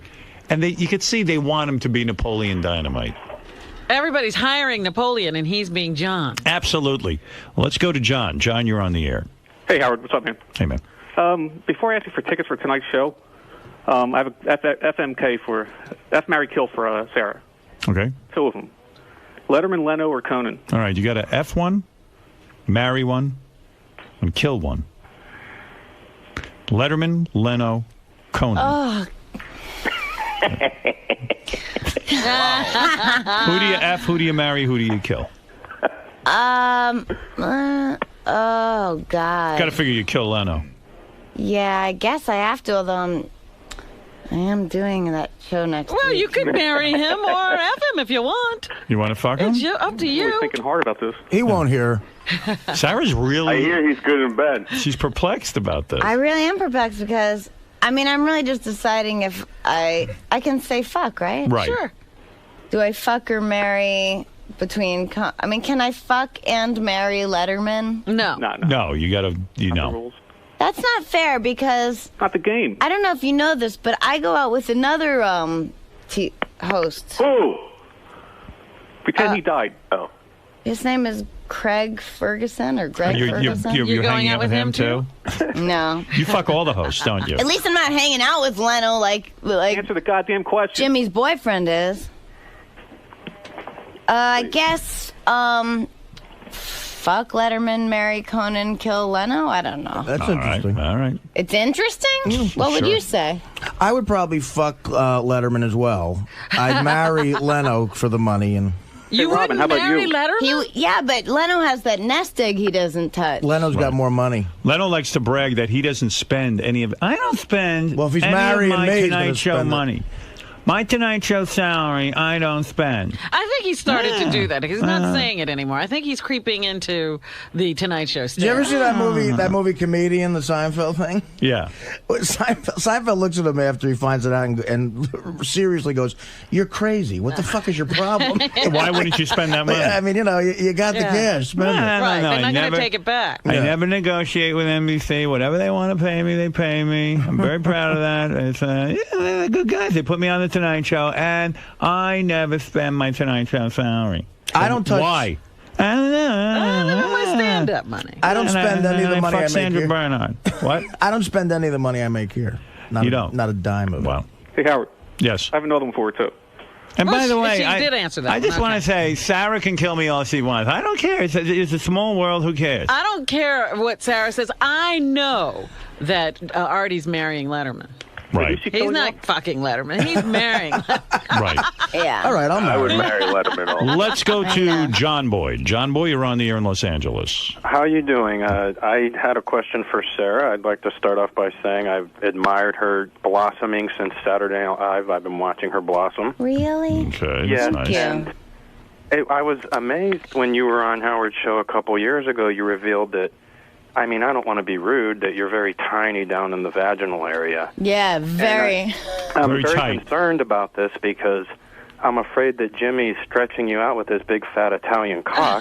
Yeah. I noticed a little taco puss going on there when I was at the Jimmy Kimmel show a couple Taco weeks puss. ago. What's taco puss? It's like a camel toe, but not quite as bad. What is your question, John Boy? Really? On me? How could that be? I wear giant pants. No, you wear tight little Levi's, and it's apparent that you are very tight down there. But I mean, I was admiring it when I was at the Jimmy Thank Kimmel. you so much. That is so. That's probably the sweetest thing anyone's ever okay, said but to me. listen, the concern is here that Jimmy is stretching you out because word around town is he's pretty big too. Yeah. He is? Jimmy has a big penis? Yeah. He You does. can see it on Jimmy Kimmel Live when it's hanging. It's just What do you mean you can see it? Are you showing your penis on that Jimmy's show? a lot like Richard. He just whips it out anywhere he can. And I would as much as I would like to be that guy that everybody whispers and goes, "Oh yeah, he's got a huge dick." That's just not true. It really isn't. But I would like to thank Jimmy because when he gave me the tickets to go down there when I was on the show, they treated me like a fucking king down there because I was, I got the tickets from you, Howard. It All was right. very Well, nice. there you go. Okay, Class John Boy. fucking act down there at the Jimmy Kimmel not Live show. Classy motherfuckers down there. Let's go to Howard. You're on the air in Jersey I'm City. the guy who just called. Hey, about good morning, that. everybody. Good You know, Howard, a couple of years ago when Jimmy started getting big, you kept saying, Jimmy, it's only a matter of time before you get divorced, you get divorced, you get divorced. I didn't even know Jimmy had gotten divorced. Here you are, once again, being a soothsayer. Yeah, well, no, I saw it in Jimmy's eyes. I knew it. I knew it. I could see when a guy's not happy. He had that divorce look. Yeah, it's amazing how many married guys are unhappy and they have that same look. Yeah, and then they all try to convince everyone else to get married. Oh, constantly. Yeah, like everyone's so interested in whether we're going to get married or not. Yeah. Do you think marriage would ruin you and Sarah in a way? Well, the problem is this, is she won't get married until gays can get married. But once gays can get married, that's when I declare the institution invalid. Right. So there's a window of like a minute there. We're different. Yes. Now, No, I'm for gay marriage, but not specific. all right, thank you. And let's go to Kyle. Kyle, you're on the air. Hey now, what's up, Howard? What's up? Hey, one other thing real quick made me think of it when I was on the phone. You need to play the clip of Jimmy crying a couple years ago during September 11th. Jimmy did cry on September 11th. It was very touching. I did? Jimmy You did. cries a lot on Jimmy, that show. Jimmy, I think, is on antidepressants himself. No, because the only times you guys ever see the show is when I'm crying. It's the only time people tend to tape. Suddenly it becomes fascinating. Remember when John Ritter died? Jimmy cried. That I had a problem with. I think Jimmy's one of the most normal guys I ever met, but when he started crying because John Ritter died, I didn't know what to make of that. I'll be honest. I almost said, don't come to my house. I told you. Never come here again. I told you, if God forbid anything were ever to happen, not just you, Howard, but any one of you, even Fred. Fred? Even Fred. See, now I know Jimmy's a nice guy. I will be a mess on the air. Really? Absolutely. All right. Well, thank you Hey, for that. Howard. Hey, Yep. did you get a chance to see Sarah's Muff Burger out there? She looks a little hairy. How would I see Sarah's Muff Burger? Well, you said that you saw her like in a bathing suit, and I don't know if any of that shit was sticking out of the sides or something. No. Don't you have cameras rigged up at the house so you can see your guests when Sarah's they're one of the dressing? few very sexy comedians. I mean, there's not too Sarah, many. Sarah, She's got did a you nice hear, body. Howard She's pounding got Beth? tremendous breasts. All right. I even had to tell her to get a jogging bra. Really? It's true. We went Right. jogging one day. Went jogging. I said, honey, Get a bra. you got to get a new bra. Oh, my. That's it. Hey, Sarah, did you hear Howard banging Beth in the other room? Be honest. No, because we were like 3 wings away. He does it silently like a ninja anyway. I'm very quiet about it. My bedroom was right next door to my mother's, and when I beat off, I had to keep very quiet because she inspected everything, including my underpants, my tissues, the bathroom, everything. It's a military operation when I have an orgasm. There's no way you guys are quiet, I bet. I'm quiet. Beth makes a lot of noise. To have sex with me is only to have noise. Can I say something about Beth? That this is one thing that I did say when Jimmy and I were alone together. The thing about Beth, she never says the wrong thing. Like, she always... Do you notice that? Like, she's just got this, like, cool etiquette. Like, she always says the right thing. You know what I mean? Yes, I do. It's so... Of course, she's getting older as time goes on. No, she's always been like that. Yeah, she knows what's right. Right, she knows how to talk to people and relate to them. You do that same thing. Like, it's almost like you went to school for it or something. It's amazing. Except at funerals, she laughs. That's the only thing. The only time she's inappropriate. Well, don't we all? Eric the Midget is pissed at me. Let's find out why. Let's go to Eric. Eric, are you there? Eric? Well, I'm here. Yeah. I'm PO'd because of the fact that you hung up on me mid-sentence.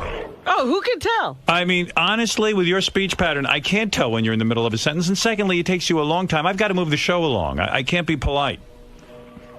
Well, as I was saying... Oh, shit. We were so We out were of done. it. I want you to go think about my offer. Eric, you're acting like a jerk-off. Right. I was going to call in and say that I would come there the first week of October. Oh, good. But that guy made me pissed, and he... All right. Well, we can't wait.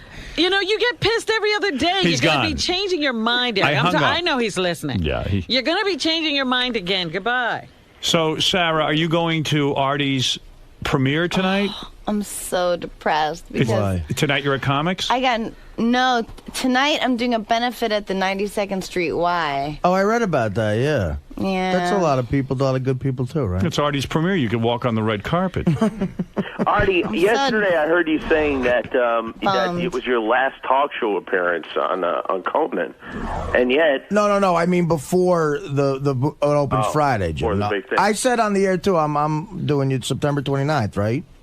I believe so. Yeah. Yeah. I meant before the Friday opening. Yeah, it's getting embarrassing. I haven't done Jimmy's show, and I'm friendly with Jimmy. You got to do it. It was so much fun doing it. It was great. So when are you going to do Jimmy's show? I don't know. I'm not like Eric. I'm not going to fly with balloons or anything else. I don't go to California. Jimmy, do you ever do your show outside of California? Can you do it from my house? Every once in a while, yeah, I do it from the house. Why not?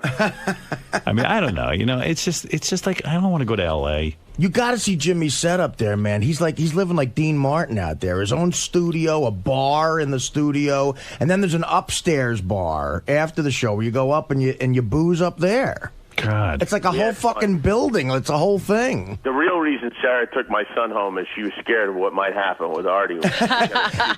And they put you at the Hollywood Roosevelt Hotel. The bar scene there is insanity. Yeah. Oh, the broad. It's a cool Jesus setup. Christ. Yeah, when ABC's into you, it's a whole different story. And then a whole stage for the bands outside, you know? Yeah. Hoobastank was on the night we were there. Yeah, Jimmy's a regular Dick Clark. he's doing well. He's got these guys performing out there. He's got all the clips, then he puts together music specials. I'm telling you, it's a whole thing. And then what are you hosting, a game show? Yeah. God, I'm jealous of that. That's Yeah. all I want. I want a no-brainer game show where I just go in and I go, deal or no deal. And it's a huge hit. I don't have to think. You don't have to do go shit. anywhere. You're not traveling out to the desert to make people jump out of a helicopter. Yeah, and you don't. Who did that? Endemol? Yes. I met with those guys years ago. They came up with a concept where I had to do all the work. I had to make people laugh. I go, give me a game where people guess shit or pick a box and you can, let's make a deal. Turn a letter. What is the deal? Like Pat Sajak's job. Give me a game show like Regis where you read questions and ask people how they are. I'm sure you could have mine. That's fun. Good. I'd be more than willing to turn it No, over. evidently I polarize people. Yeah. Damn. Well, how much they paying you for that? A lot. I bet. God, I'm jealous of that. Yeah, it takes forever to shoot these things though, because things are constantly breaking. It seems like it flies right by, but it doesn't. Like the game breaks? What is it? Yeah. Yeah, there's just there's so much electronic equipment. It's like every 15 minutes something just breaks, and you have to stop and go back to the room and sit there, and it makes you crazy. It's like shooting Jaws with the shark that kept fucking up. Well, you probably have it too complicated of a game. It was a good game like Card Sharks. That probably never broke down. Oh, yeah. Jimmy, well, that's funny. I was screaming at them. What happened to Card Sharks with cardboard? Big H. Wheel of Fortune. You spin that fucking wheel. It never breaks. Yeah, higher, lower. Yeah, Pictionary. That was good. Burt Reynolds. Burt Convey. Yeah, you just had a regular old pad there and you drew pictures. Match game. That was right an down on a easy gig. card. I loved Match Game. Yeah. Hey, Jimmy, tell them the story about how it's all about pulling up a thing and you want it to be white, but it might be red. You know the story I'm telling? No. So That's the whole game.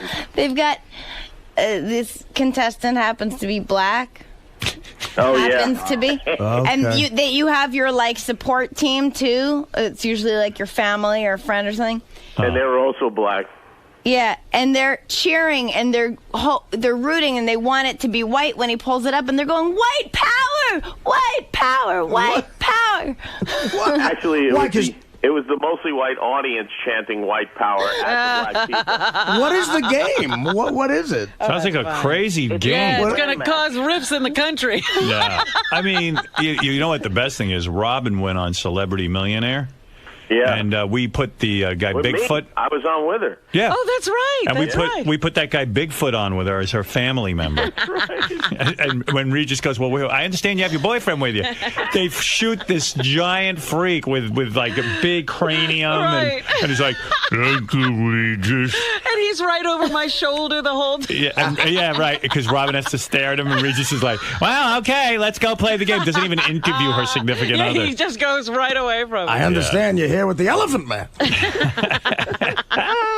That was a great shot. Seeing Robin tensely sitting in that chair, and that behemoth just looming over her. Behemoth. So what's the game? Do you understand? Did you go to the taping, Sarah? I went to a couple. Did you like the game? Yeah. You don't care about game shows. I don't see you as sitting home watching. You don't watch TV, do you? Yeah, I do. I love TV. What do you watch? Everything. What's your show? I love Project Runway. I love Top Chef. Yeah. You watch all of those? I love it. America's Next Top Model, American Idol, the stupid band, the band. Rockstar Supernova you watch? Yeah. That's the best. I was so upset when Storm Large got cut out. She just called in today. She did? Yeah. Oh! It's terrible because I couldn't listen to the show before I got here because I was in a hotel room. Yeah. What did she... well, I'll go back and listen. She's done some girls. Really? Yeah. Yeah, she's hot. She's so fun to watch. Do you watch it? Yeah, I didn't like her that much. I mean, You she was weren't okay. a big fan of hers? No, You said very nice things to her today. I did. loved I was phony. her. I like that skanky broad. You like the one that's still there? Yeah, the one. Yeah, the real. She looks like she's dirty. Like she doesn't She have really, literally looks like she has not taken a bath. Yeah, I love that. She definitely, she looks like she has a gamey smell. Yeah, and she looks like she's 60 years old. And, the face looks like... yeah, she's all beat up. She's gamey. Yeah. Whew. But I love Yeah, all because those she shows. doesn't look like you look at her, but then they do a wide shot and you're like, wow, she's got a slamming body, but... Then they shoot the face, you go, whoa. She's a little busted, but she can sing. She's old. Yeah, she's good. I hate all of them. Yeah, I like Brooke Burke. She's my favorite host of all time. She's about the worst card reader I've ever seen on the planet. She can suck the energy out of a room. Well, that's what, the guys will be saying, boy, we haven't had that much energy in this room in the entire show. And I'm like, what energy? I'm looking at Brooke Burke. Yeah. So what is your game? I don't understand. Well, it's hard to, it's one of those things. It's going to sound terrible if I explain it, but you go around and you have to pick lights, and if the light's white, you get a check. You get a check every month for your whole life potentially. And if the light's white, you get more money in that check, and if it's red, you get less money. That's going to have to change. What? That's going to have to change. You cannot have it be the white light. Yeah, I know, you're right. Yeah. At least it's a red light. That's the bad light. But they were gonna call it black, and then they were gonna call it actually African American. So if you pick a light that's white, you get a bigger check for the rest of your life. Yeah, and you can go and you can keep going. You can keep risking it and keep going up the ladder to get a bigger and bigger. Oh, and bigger really? check. Or you can get knocked out completely. So when they pitched this to you, were you like, no one's going to watch this shit? No, I could see that it was compelling. It is compelling. I mean, people are, people go crazy on the show. Yeah, you'll be good for that. Yeah, it was you fun. know how to I do shot that. all of them already. Jimmy's like a nice, likable guy. He shot all of them already. That's the what I beauty want. of a game show. I want a job where I shoot everything and it's over in a day. Oh yes, you got a terrible thing going. I'm not saying it's terrible. I want something else. I don't have to think. Right. Those are the jobs you want. Yeah. All this thinking is making me cuckoo. And having to be somewhere. This is already done. Yeah. What do you need to think for? You got Mutt from the Stern Fan Network to do that for. That's a good point. All right, listen. Sarah, yes? I love you. I love Jimmy. We love you, too. We really do. I love you, too. I love you, too. Jimmy and Sarah did the nicest thing for me. They came to my house and they took 2 pictures of my dog on the beach. And by the next day, they had the pictures framed and in my house. Wow.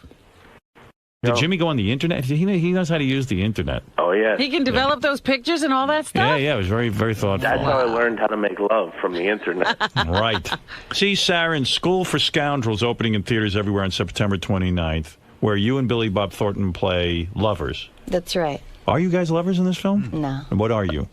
I'm the friend. Oh. What do you think, Howard? I'm the friend. The bitchy friend. The jappy friend. Saturday Night Live, and ever since I became aware of you on Saturday Night Live, every guy wants to bang you. You could be more than just the friend. That's what I'm trying to convince people of, but they want me to be the friend. Romantic lead. Did Billy Bob try to get into your loose pants? Where you don't show any camel toe? My loose pants. Did he try it all? Did he hit on you? He's known for that. No, he was awesome. He was really funny, genuinely funny. Not like sweating trying to be funny, but like he's a funny guy. Has he been on this show? Yeah, he was on once. Hasn't been back. Around Sling Blade he was on, long time ago. everything. And he's not weird about Sling Blade, like he's happy to talk about it. You know what I mean? Like he's thrilled. He's a happy man.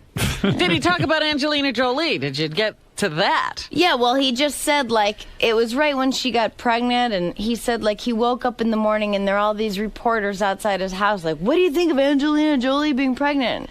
He was just like, it's so weird. It's like, he doesn't even know her really anymore. You know what I mean? Like, why is he going to have, like, bad feelings or any feelings about Why it? did he give up on her, though? I mean, she's the hottest chick on the planet. He was wearing vials of her blood. Why do you think that marriage ended?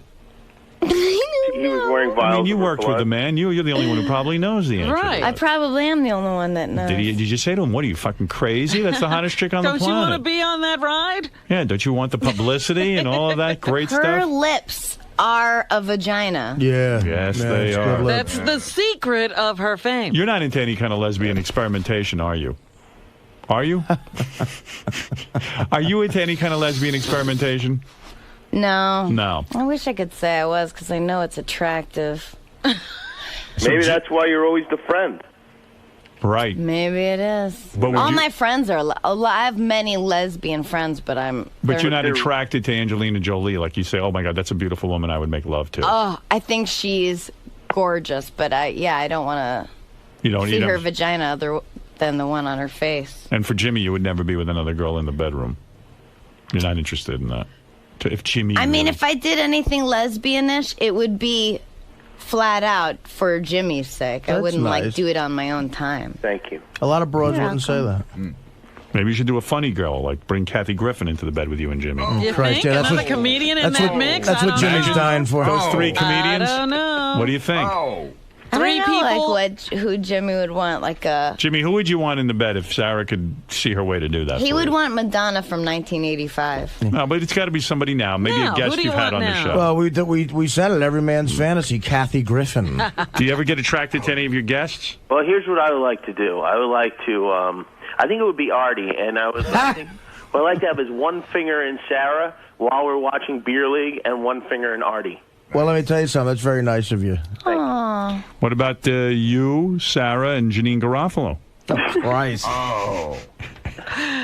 Too depressing. Too depressing. All right, listen, I love you two guys. Judith Miller is not a hero. That's what she'd say. Something like, be like, that's not very sexy, Janine. You'd be making a lot of great references like that. I don't even know who Judith Miller is. So, in other words, it's not going to happen. You and Jimmy are a twosome, and that's going to be. Does Jimmy want that? Has he been telling you? Well, with those suggestions, I mean, forget it. Well, why not Charles Durning as the third person? How about Jimmy, Ned Beatty, Sarah, and Paris Hilton? Now with Jimmy Lindsay Lohan waiting outside. and Nicole Richie. Just have the whole real world in it. Could you imagine what she would think when she saw me with my shirt off? Hey, who cares? Oh, who cares? Well, I've seen you with your shirt off. You're gorgeous. Thank you. Jimmy, Sarah, Janine Garofalo, and Al Franken all in bed together. What a movie. How about Air America? That's one Sarah, liberal bed. and Jimmy in bed together. How about Jimmy, Sarah, and Larry King all in bed together? And he's going, Pablo Casal. Did you play that clip on your show, Jimmy? Of which? Larry King called... I did, with Pancho Gonzalez. Yeah.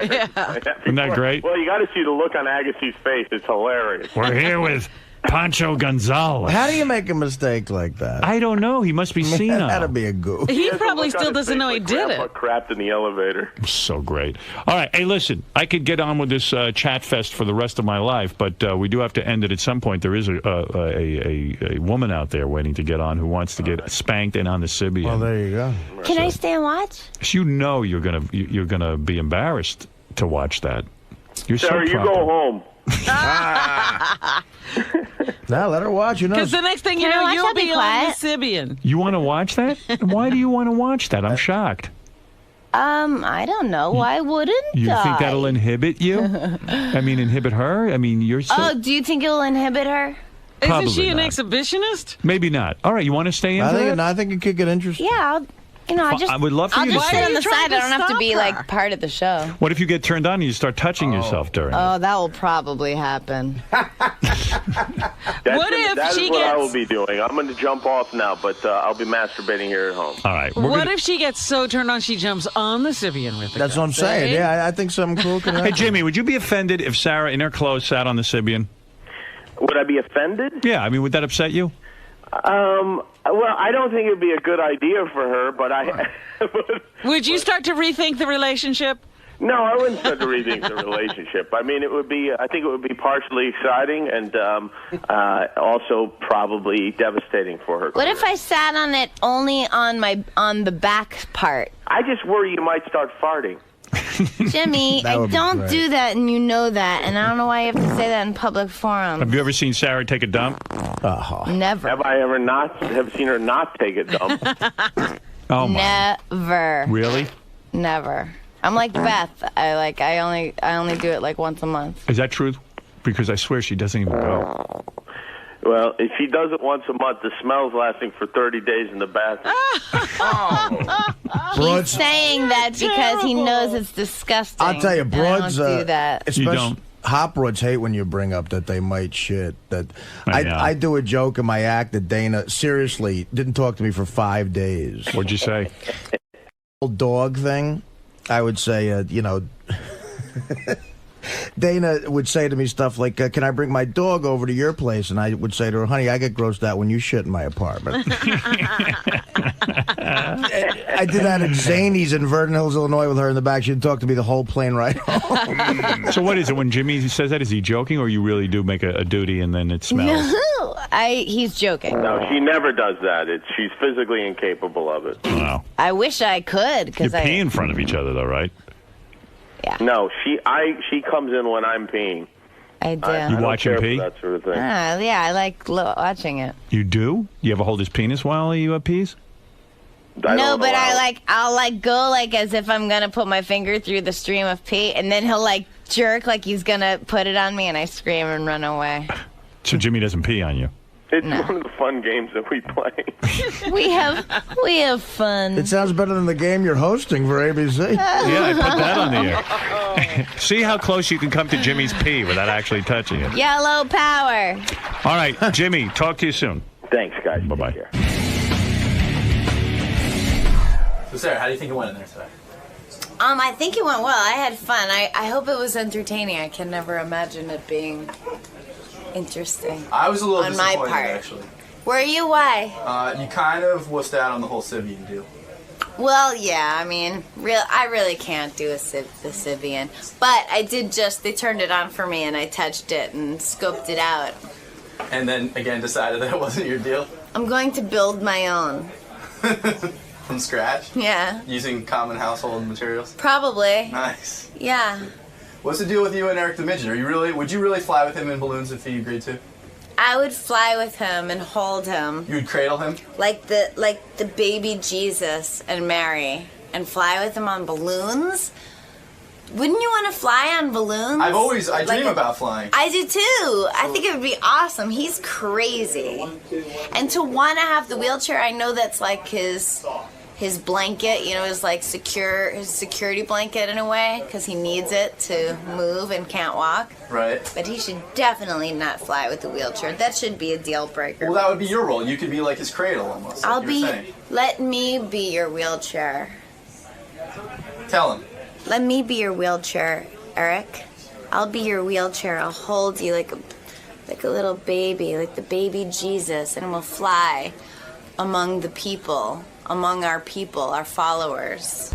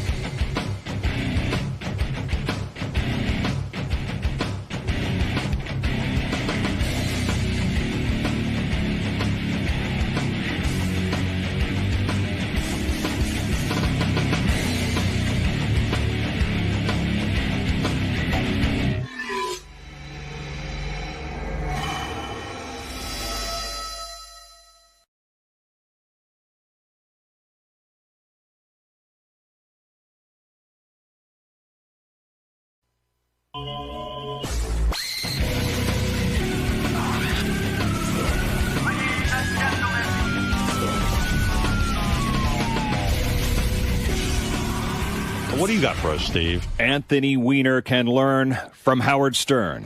If only the congressman had paid attention to Howard, writes Rob Eshman at JewishJournal.com. Really? Howard rule number one, Eshman says, be honest. When you can't express your urges, Eshman writes, they can overtake you. To various degrees, Eshman concludes, each one of us is, as the theme song here goes, a tortured man. Mm-hmm. Meantime, another prominent online voice taking note of an aim at Ronnie the limo driver. Hey, by the way, speaking of Anthony Weiner, you bring up a good point. I mean, the front page of the newspaper today when you wake up, I mean, this is better than any reality show. So Huma Huma's home. Mrs. Weiner is home. Yeah, Huma's home. And they got a pic. I felt bad for her in the sense that, like, what did she do wrong that she's now being hounded by the paparazzi? Right. But anyway, she pulls up in the car to her house, to where her and Anthony Weiner live. And she's coming home from her job with Hillary Clinton. So yesterday, that means at some point in the night, she walked in and Anthony Weiner sitting there. What the fuck? I'm thinking, I was obsessed with this morning. I'm thinking, okay, I'm Anthony. What is the greeting? I think it's like I'm not like, oh, hi, honey. What's like, I can't do that. Here's dinner. Like, okay, come on, let's get on with our lives. I made you a nice dinner. I mean, I guess you kind of just sit in your room and then you kind of meander out. And you walk out to greet her, and you don't go and kiss her or hug her. I mean, he's got to know that. So, although maybe he's so arrogant, he does. Now, he's got to be humbled by this. So what's the move? Does he kind of oh, honey, I'm so sorry. I think he'd come right out and start doing apologies. On your knees, you crawl out. I so apologize. I'm so sorry. I'm getting help. I mean, what do you say? There has to be a camera on this. We need to know. Oh, I wish I was a ghost. And you never get that answer. How did you break the news? How did you first say hello when she came home? It would be great if he was in that pose of his where he's naked and he has his hand over his cock and he's look, just like, honey, look, it's all yours. I'm doing it for you now. I'm fully shaven, even my armpits. There's no ball hair. Let's go. What do they say to each other? I mean, I know they probably talked on the phone, but not much. Oh, I wish. What is he even What does he say? I don't even know how she comes home. Oh, my God. Well, listen, she's got to go home sometime, even to get her stuff. Yeah, but should he be there? I don't know. And there's reporters all over the house, and they're taking and their picture. You're being watched, everything you do. And look at the front page of the paper. He's got to be freaking out. Homer returns as rat wiener, eyes quitting. Yeah. You're married to a rat. Meanwhile, where's my rat? Meanwhile, I mean, I don't even think. I mean, there are politicians who have done way worse and haven't been called rats. Yeah, but that's what he's being called in the press. Yeah. And she, married him thinking he was an up-and-comer and she was going to be the first lady of New York and blah, blah, blah, blah. This was a knight with shiny armor. She's going to be the first lady of New York City. It's going to be great. They'll go out with the Clintons, blah, blah, blah. And now all of a sudden he's rat. Gracie Mansion, city, balls and festivities. I could have married a lot of guys. Look at me now. Now I'm married to a Mrs. Rat. I'm a rat. Mrs. Rat. I mean, for Christ's sake. And I'm carrying a rat's baby. I'm a rat by association. Listen to me. You better fix this. I will. There's I will. no fixing it. How do you I fix don't it? want this. Wait, how am I going to go with Hillary and Bill to dinner? Yeah, he's disgusting. Look at him. I mean, who texts? Get a blowjob. You better build a time machine, sir. And go back in time and undo this.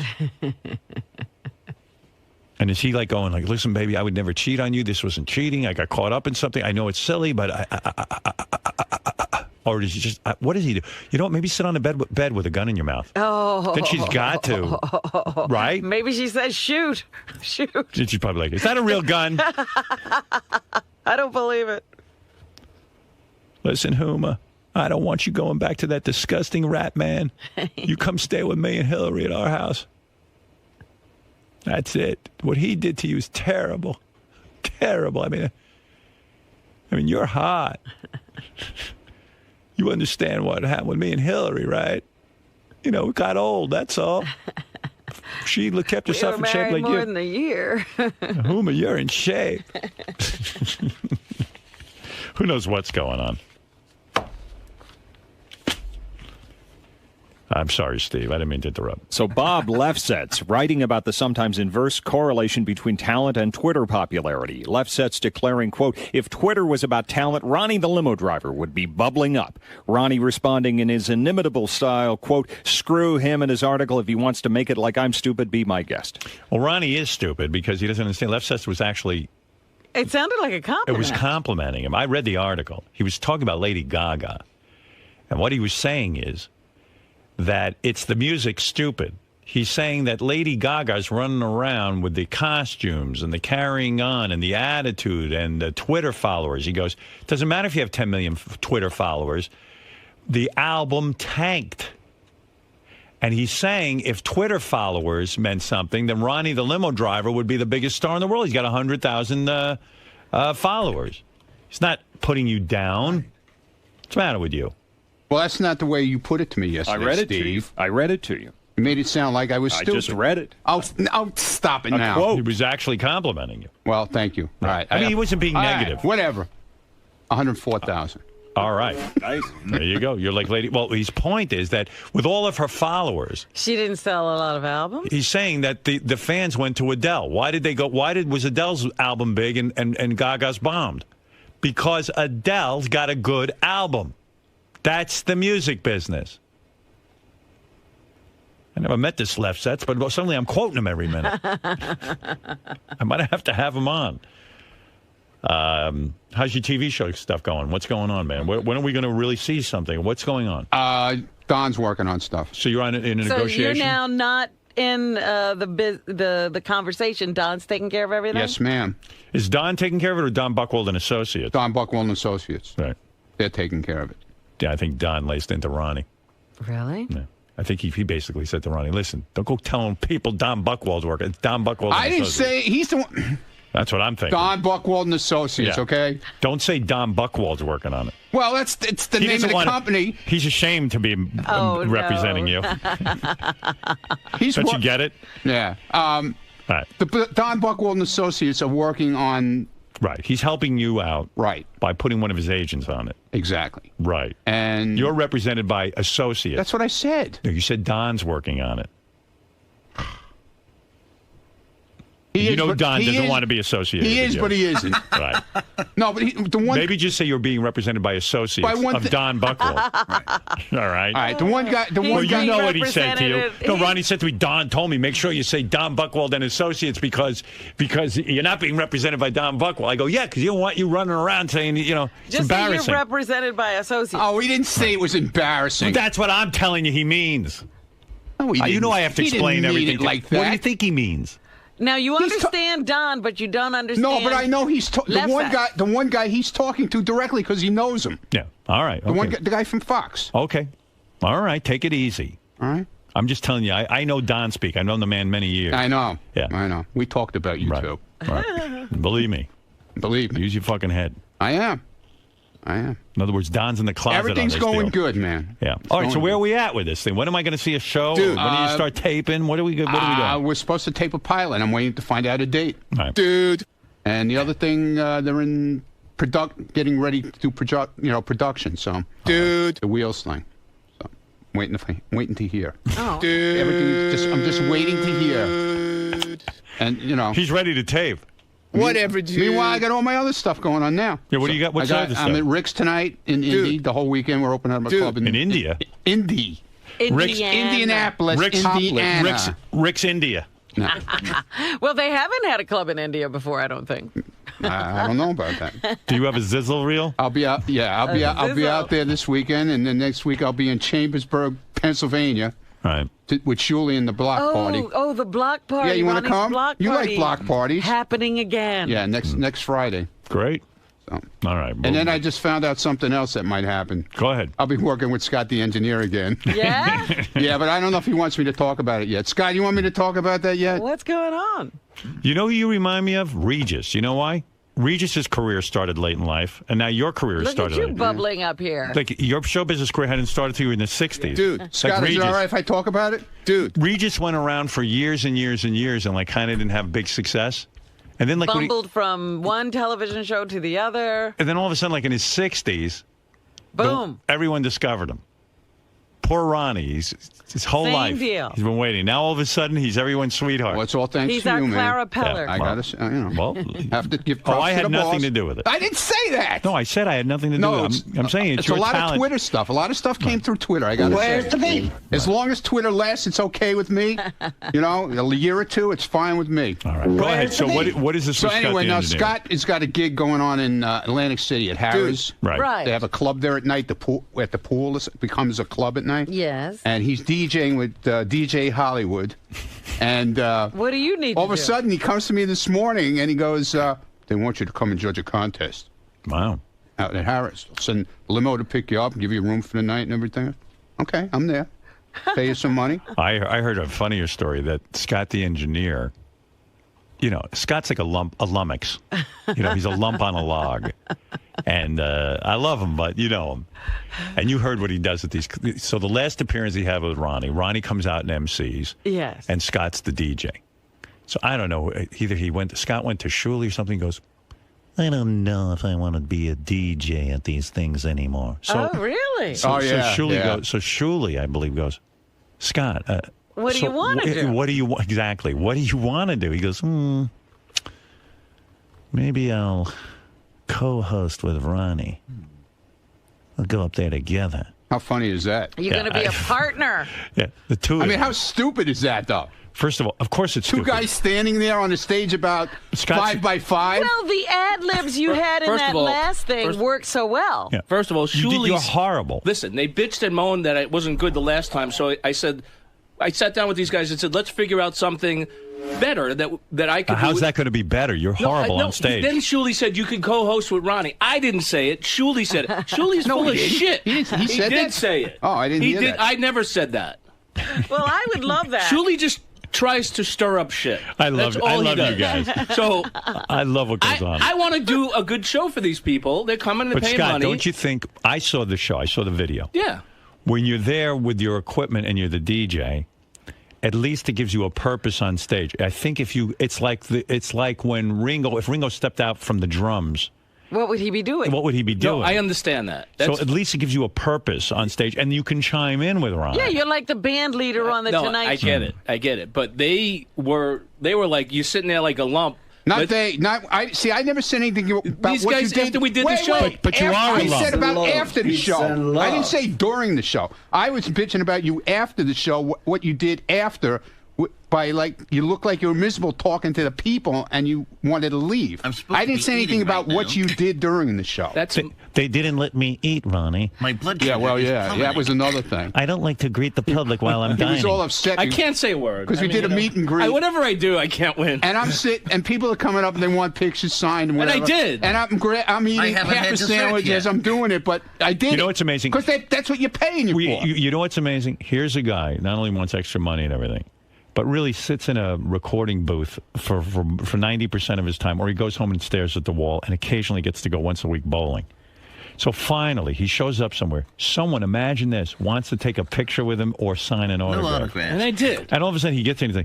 I'll need to dine first. I mean, really, what did you think? He'd go, you know what, I'll put the food down. How nice is that somebody wants to come meet me? Robin, where's the menu? My hunger, I'm as big, I'm as hungry as a bear.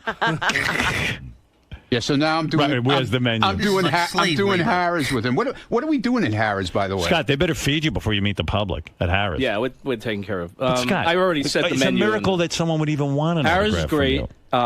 What am I doing then? We're going to be I'm going to be hosting and DJing with DJ Hollywood. He's host. And then we're going to have some kind of contest. And what are you going to do? I'll sit there like a lump. Me and you and DJ. I'll switch places. Yeah, he's going to sit there like. So you're going to be the host? Yes, I'm the host. Oh. We're rotating. So he's such a good host. A host. Well, did everybody wake up? You know, when you think of host, I mean, don't you think of Scott? Yes.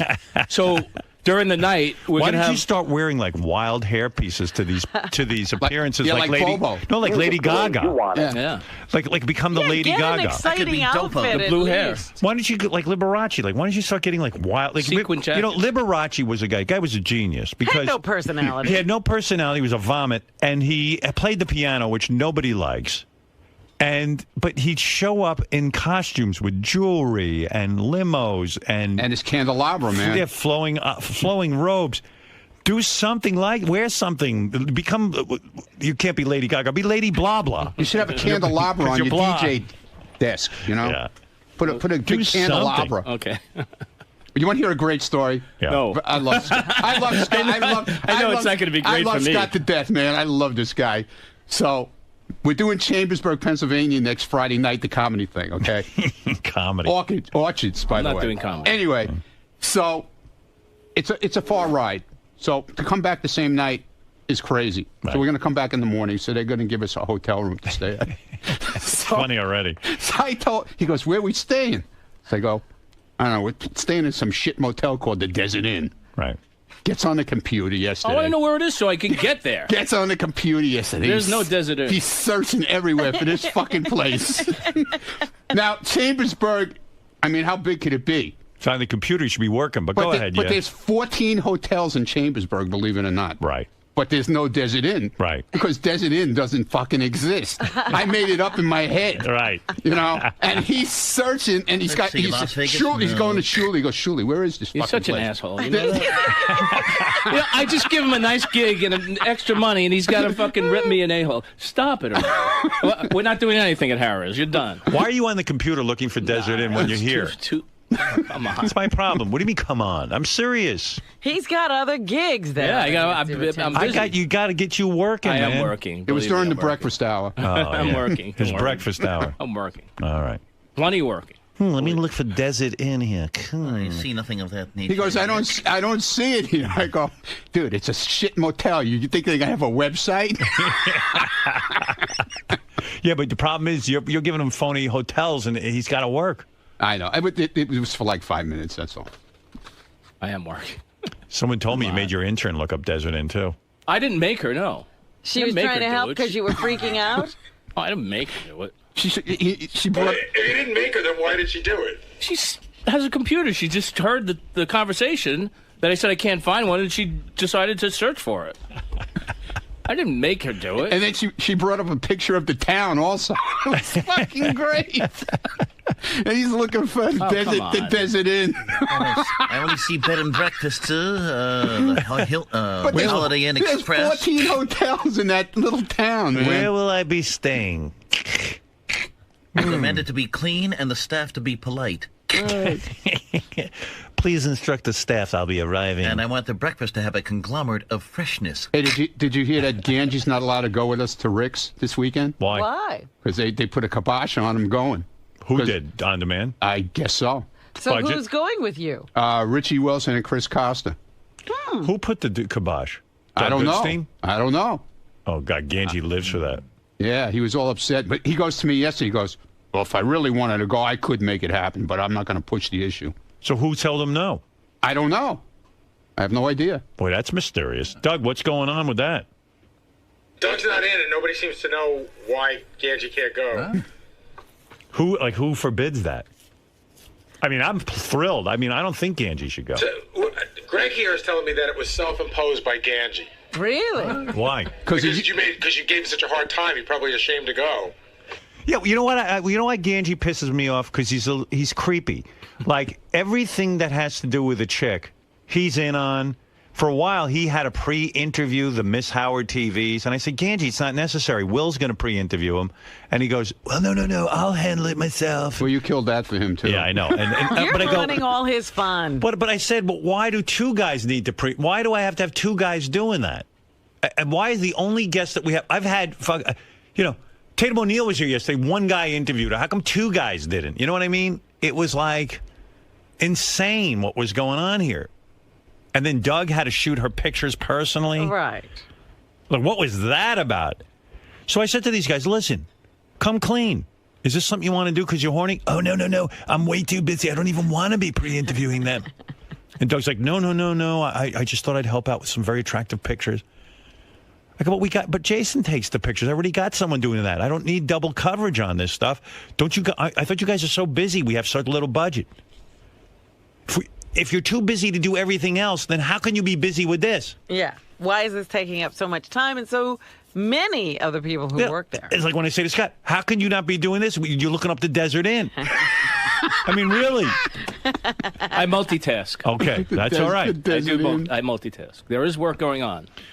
So, and Ganji was just like being like, I didn't even realize these very hot girls were even girls. I mean, I didn't even notice them.